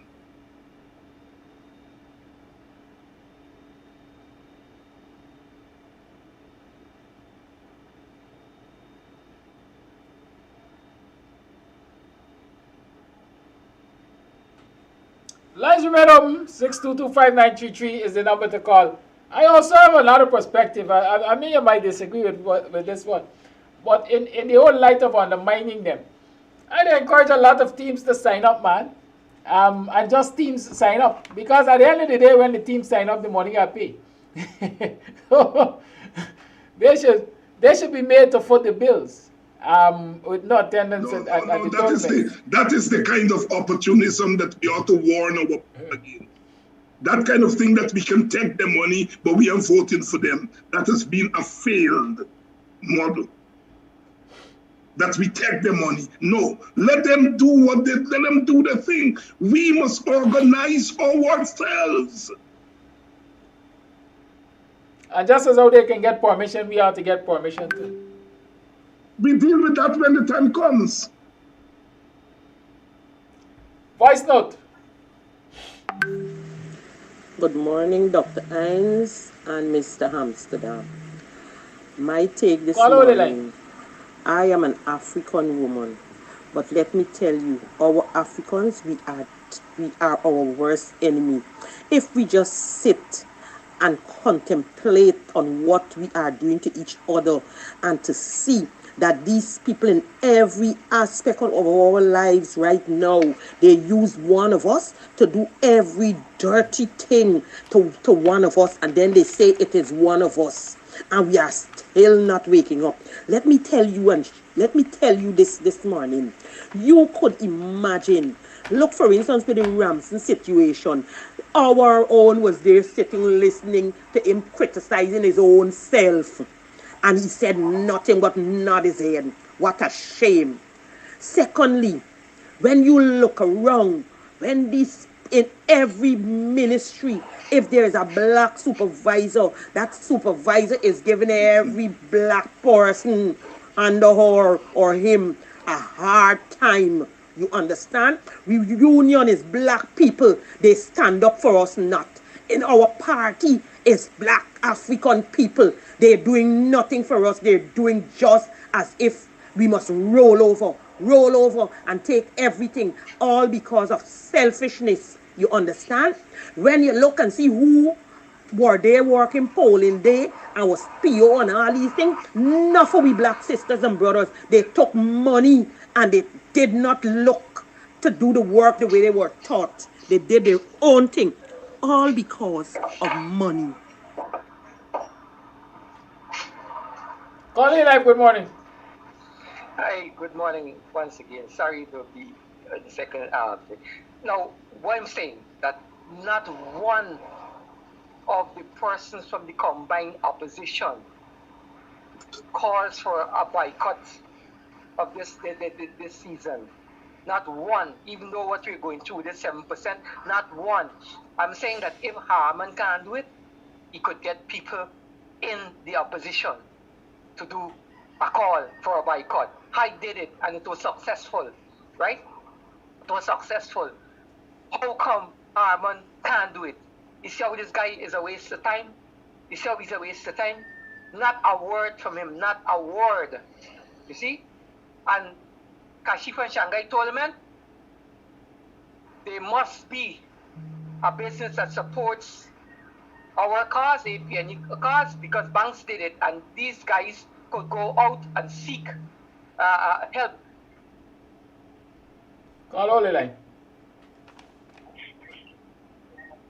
What did I do? Call you there? Did it, and the stadium was empty with Kashifa and Shanghai supporters. People from Enmore and whoever that supports the government, they are not going to go to Kashifa and Shanghai tournament. It's our people used to support them. Thank you. Thank you, caller.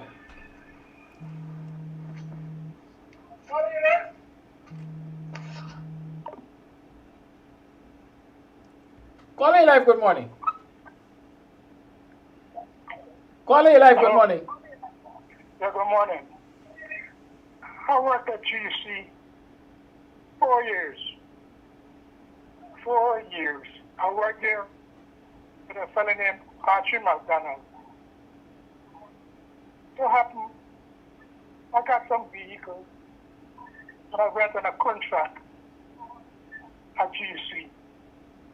In 1992, October, when the DSP went going to power, the first person that talked with me, I had 14 buses at GC. Archie McDonald said, "No, all the buses." I went to Archie, but I know him, we worked together. I said, "Archie, the reason I said no the buses." He said, "The policy of the government." Thank you, and talk to you later. Thank you, caller.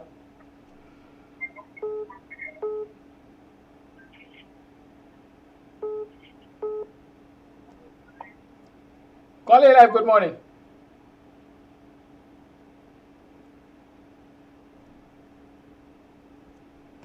Lost that one. 6225933 is the number to call. It's now 8 hours 31, and we're chatting with Dr. HINDS on issues in the news and a lot of other things. Caller live, good morning. Good morning, sir. Morning to you. How are you this morning? I'm okay, thank you. No, we got to get more organized than this, because the only way that we can get some impact on what's going on in this country, we have to use the waddle technique. We have to hit them in the pocketbooks. And it doesn't make any sense that we supporting and going just by the basic thing that you need. But all of them blinds and all of them things, it doesn't make any sense. And we have to really get more organized, right? Because remember, what's happening now could impact generations and generations. You understand what I'm saying? And we can't sit idly by when our ancestors who clean up this country and who was even paid, right? Clean up this place and make Guyana what Guyana is, right, today, and bought all of those different lands and all those things and pass it down to the future generation, right, to come, because they do not want us to experience what they're experiencing, right, what they experience, right, and to know that we must relinquish, right, what true supposed to be ours by inheritance, because we fought, right, in order to really liberate this country. You understand what I'm saying? From the so-called, from the colonial masters, and now to surrender to these people who just came. No, it cannot be like that, sir. Something has to be done. That's my comment. Thank you, caller. 62259 is 6225933 is the number to call. The program comes to you with the kind compliment of Chefs, your mobile restaurant operating outside of Republic Bank at Triumph. Bakewell Road, yes, the mobile restaurant is there. Go down there and get some good Creole food and snacks and beverages and so on. 6225933. Call the Buxtonian Morning Time and let's talk the thing. The lines remain open. Dr. Hines, any comments you want to make in the meantime? I just want to endorse what the caller just said, that we need to organize. We need to move to the next level. We need to boycott these businesses, only buy from them what we have to and what we can find in our communities. So it doesn't mean that, you totally deprive yourself of the basic necessities, but there are things that you can do without, or you can do without buying from them. So that's one. And two, this work has to be ongoing, and we have to organize ourselves into organizations. We can't just depend on the political party. We notice what has happened in the last 15 months when the political parties ceased to function. We left ring in our hands. So let us organize groups in our communities to do this education, this consciousness work that has to be done. We may have lost 2 generations, but we can stop the drift and save the coming generation, beginning to do that work in our communities. We must have Black organizations in every Black community. That should be our objective. And we don't need no party to help us to do that. We can do that. If it's 2, 3 people, you form an organization, call us and tell us. We have a SAGE organization in Firish. We have a SAGE organization in number 52. We would like so. Organize your own football tournaments. Organize your own stuff.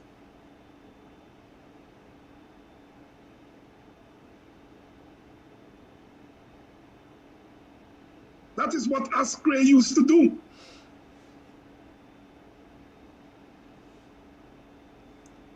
Thank you, sir. 6220. Let me see if there are any voice notes. 6225933 is the number to call. The lines remain open. No voice notes this morning. If 20 people on this program commit themselves that I am going to form an organization in my community, overnight what we have are 20 organizations. You don't need 10 people to start. 2, 3, 4 people, others will join. Once you start doing little things. We have our sisters and brothers in the diaspora. I am sure a lot of people will be willing to help in this thing of Black organizations in the Black villages and help raise resources that we may need. But we have to take the initiative in our villages. And I'm still start forming your own organization that you can report when you come on the program next week that you have formed your SAGE organization in Amstel. Let us give ourselves a Christmas present. Call A Live. Call A Live, good morning. Call A Live, good morning. Scholars, listen to the program, not the phone. Caller, you're live. Good morning.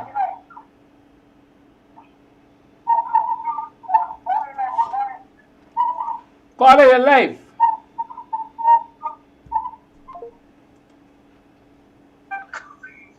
Caller, you're here. Good morning. Yeah. Go ahead. Donald, sorry to call back, but with this thing, I would like to get no contact number to start that same organization that Dr. Hines is speaking about. And number two, many persons are now talking against this regime. But I could remember of a caller who openly said on your show that he told his relatives, because he's abroad, not to vote for the black man named Granger, vote for the Cullen. You see now where it is?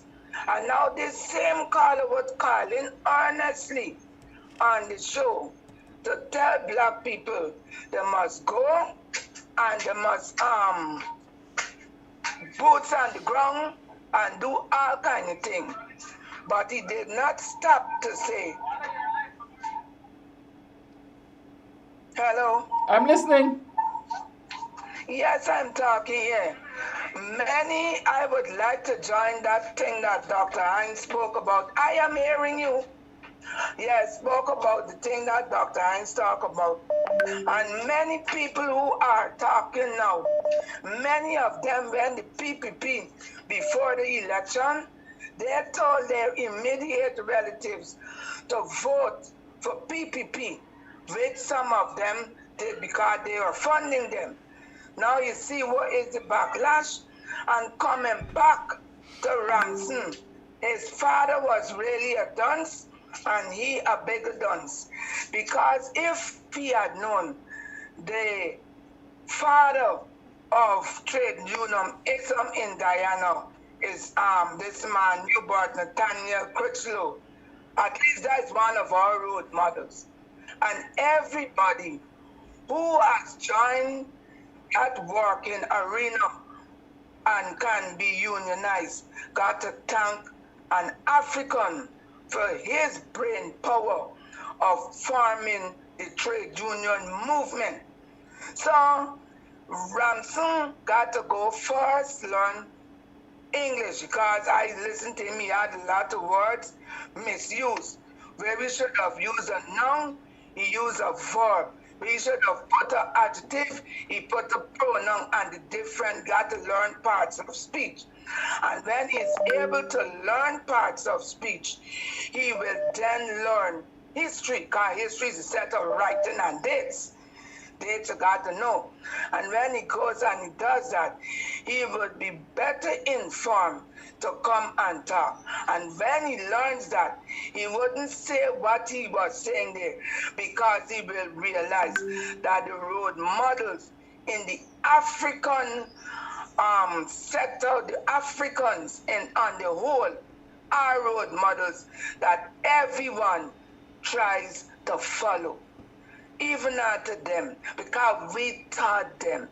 I don't want to degrade Indians, but you look at an old Indian, you look at their footprint in the sand. The heel is small and the toes spread out, because they didn't used to wear shoes. But when they now learn to wear shoes, who they learn from? And lots of them, they got to wear white with shoes because the toes don't sprawl from walking barefoot. So we taught them to wear shoes. We even taught them how to cook because they didn't know how to cook. So we are role models to his entire race of people.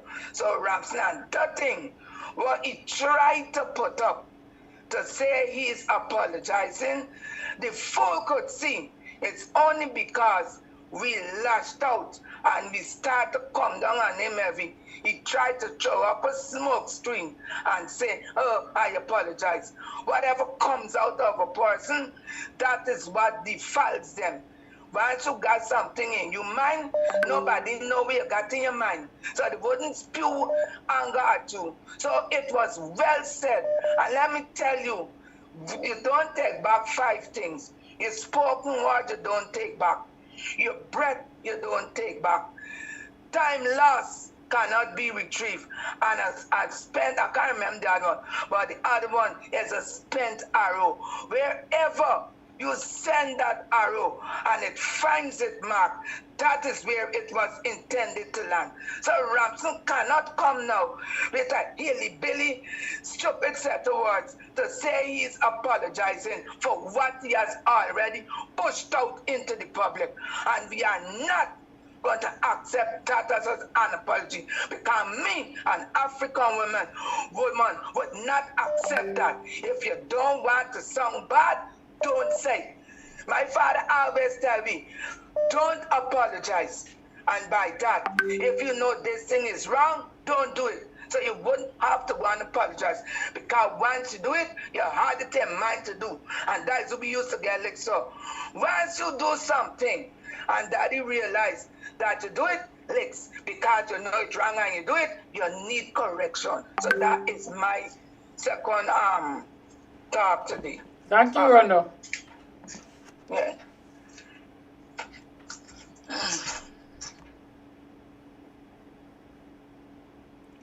Caller Life, good morning. Thank you for your patience. Good morning, Kadaki. Good morning, Dr. Hines. I hope you all are Good morning. well. I'd like to make a few points. I think what Dr. Hines is suggesting is an excellent way to begin a direction that is going to be effective to help people to sort of, commit themselves. But a few things that I think that need to be put in place. One, basically track the basic sort of distrust amongst black people with regard to the formation of such organizations. But Dr. also want to say that this organization is going to be registered. So systems be put in place for the continuation of this so that people know that they could get their funds back in the event of any sort of the organization. 3, it should be a review of the organization. Say, within 1 or 2 years to know that it's going to be under review. And I think that with these sort of things that are being proposed, if we see that these safeguards are there, they'll be more happy to join it. So let's put a bit more meat on the flesh. Just say on the organization, just say, this is what is proposed, it's going to be registered, able to get your money back in case of any problems, and you can quit yourself in 1 or 2 years. People know that, okay, then it's a very structured approach that is taken to get this organization off the ground. Wish that everything goes well and forward and support this wonderful initiative. Thank you for opening. Thank you, caller. Voice note. Yeah, morning to you guys. Morning again. I like the program. Nice boycotting. I like how y'all talking about your boycotting and stuff. But I was wondering what happened to Dorman Park. Why is it y'all can't create something? The opposition can't create something for Dorman Park so that we could get our own football tournament every year. And you understand me? Christopher Jones was in the government and he never even created something like Okashima Shanghai ever do. So at this point of moment, we could have got something. Shanghai could have come back and said that they're doing the thing because we got our own football tournament every New Year's Day. You understand me? Caller Live, good morning.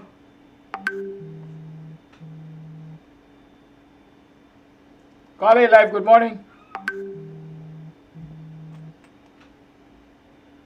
Voice note. Rafi, morning.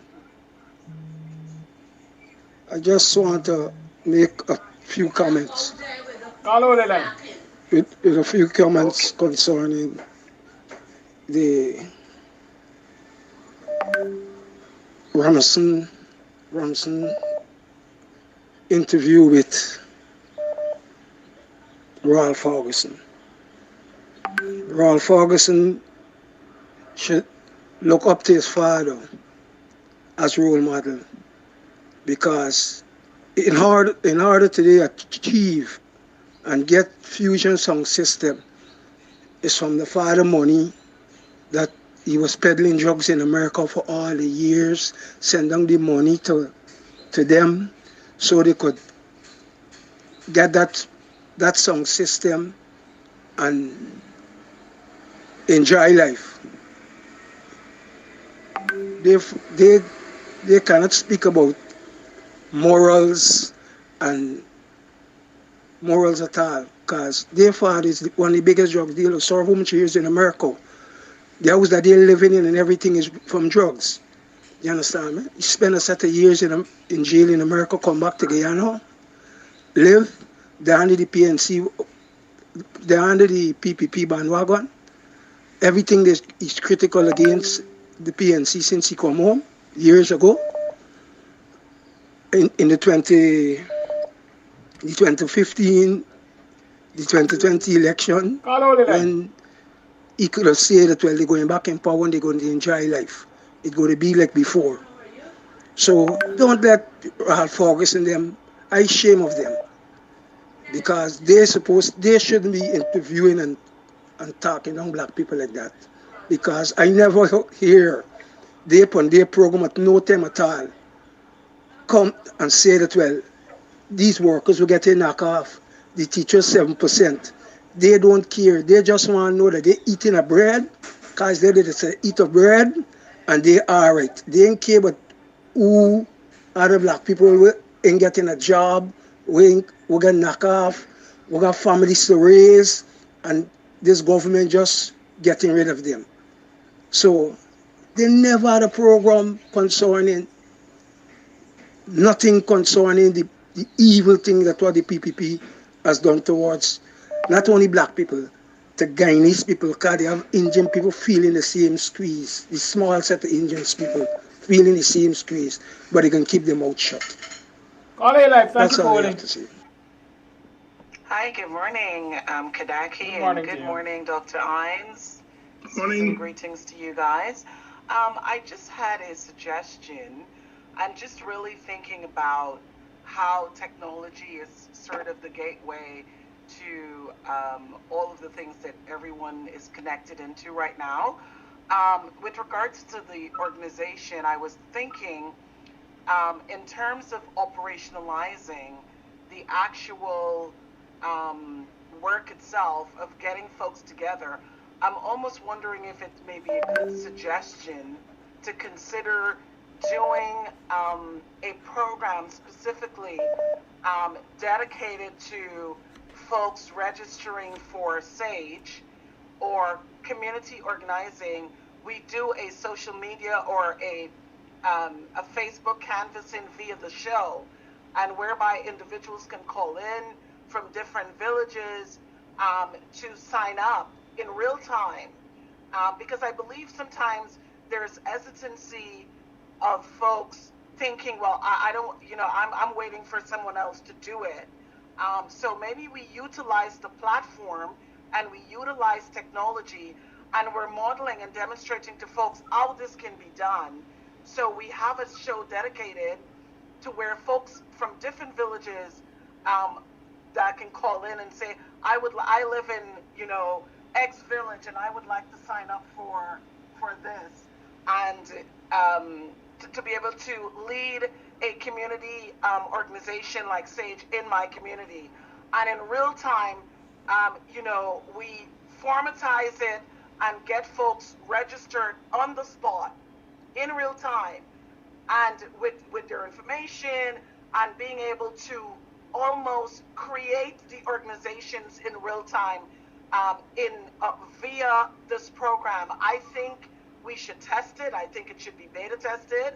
I think there is a real appetite for the use of technology, especially on this platform, to make these things actually, to commence them, to get them started, to make them be initiated, and then there will be momentum, and we can also even have a program dedicated to contributions for those individuals that once it's structured, that you have folks calling in and saying, I would like to be able to sponsor, an organization in West Coast Berbice, or, and so that way we are able to get it going, because it's one thing to verbalize it.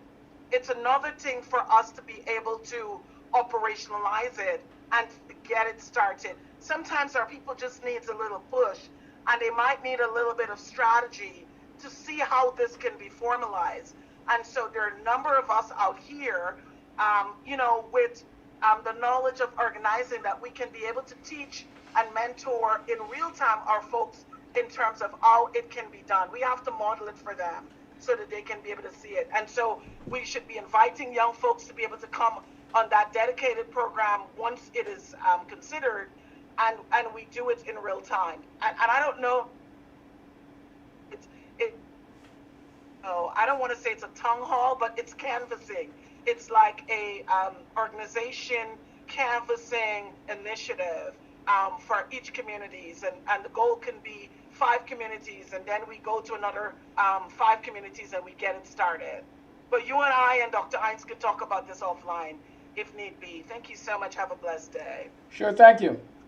It's now 7 minutes to the 9 o'clock hour, Dr. Hines. Closing remarks? Excellent idea. I think that's a good note on which to end the program. I think it's an excellent suggestion. And so I'm guided. It's time to end the program. We'll end on that note. Let me see if there's any voice notes so people don't feel discriminated. Yes, there's one here. Good morning, Kadaki. Good morning to all your viewers and listeners. I'm going to say this as brief as I can. History has shown us that it's our own kind who either starts or go twice as hard for those who are really in charge. Let's date back to the last elections. The likes of Claudette, we have Roxanne, Edgel, a few others that, that played an integral role. I can go as far as Mr. Sanders, CCJ.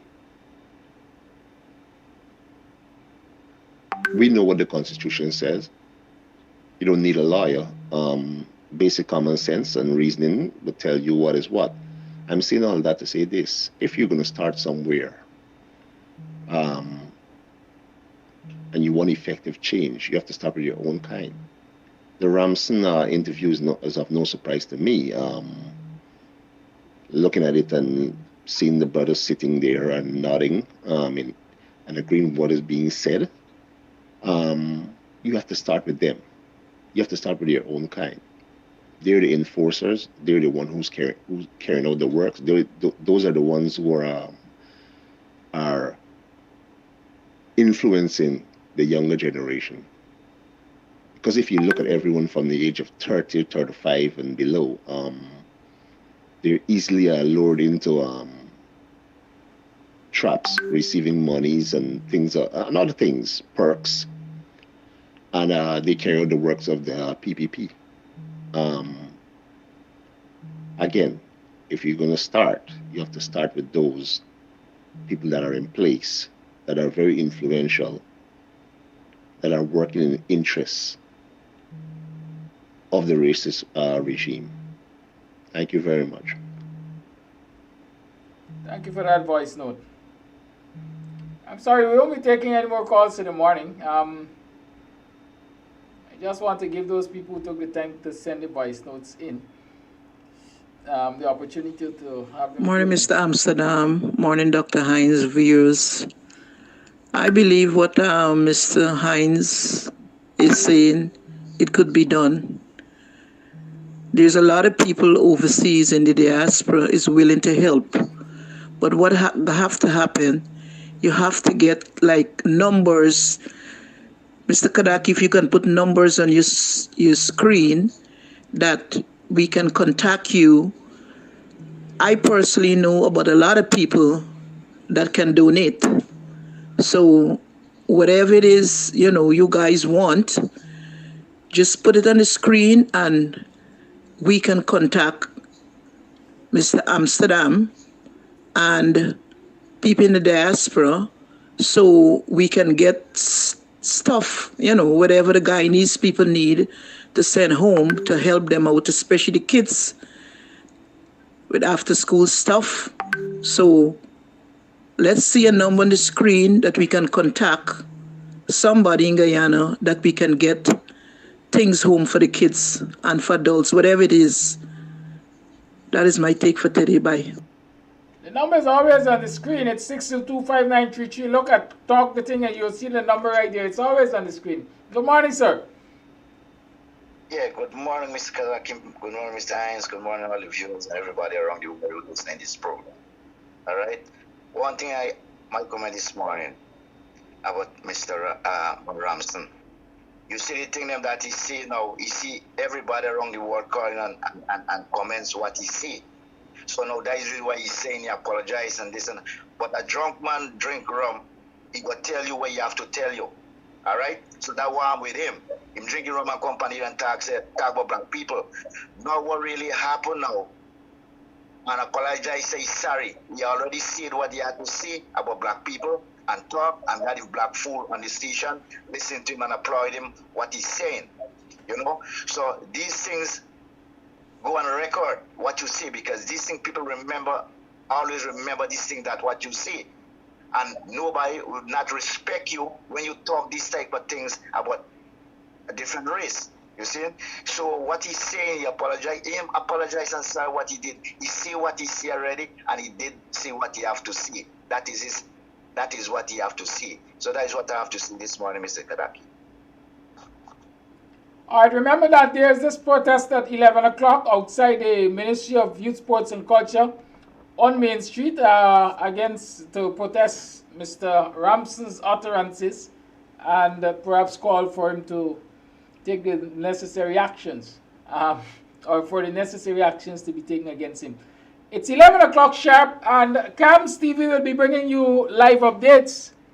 Okay? KAMSTV will be bringing you live updates. Our good friend and associate, Mr. Weeks, is going to be up there bringing live coverage. So join us at about 11 o'clock for coverage of that protest out there. In the meantime, stay safe and be good.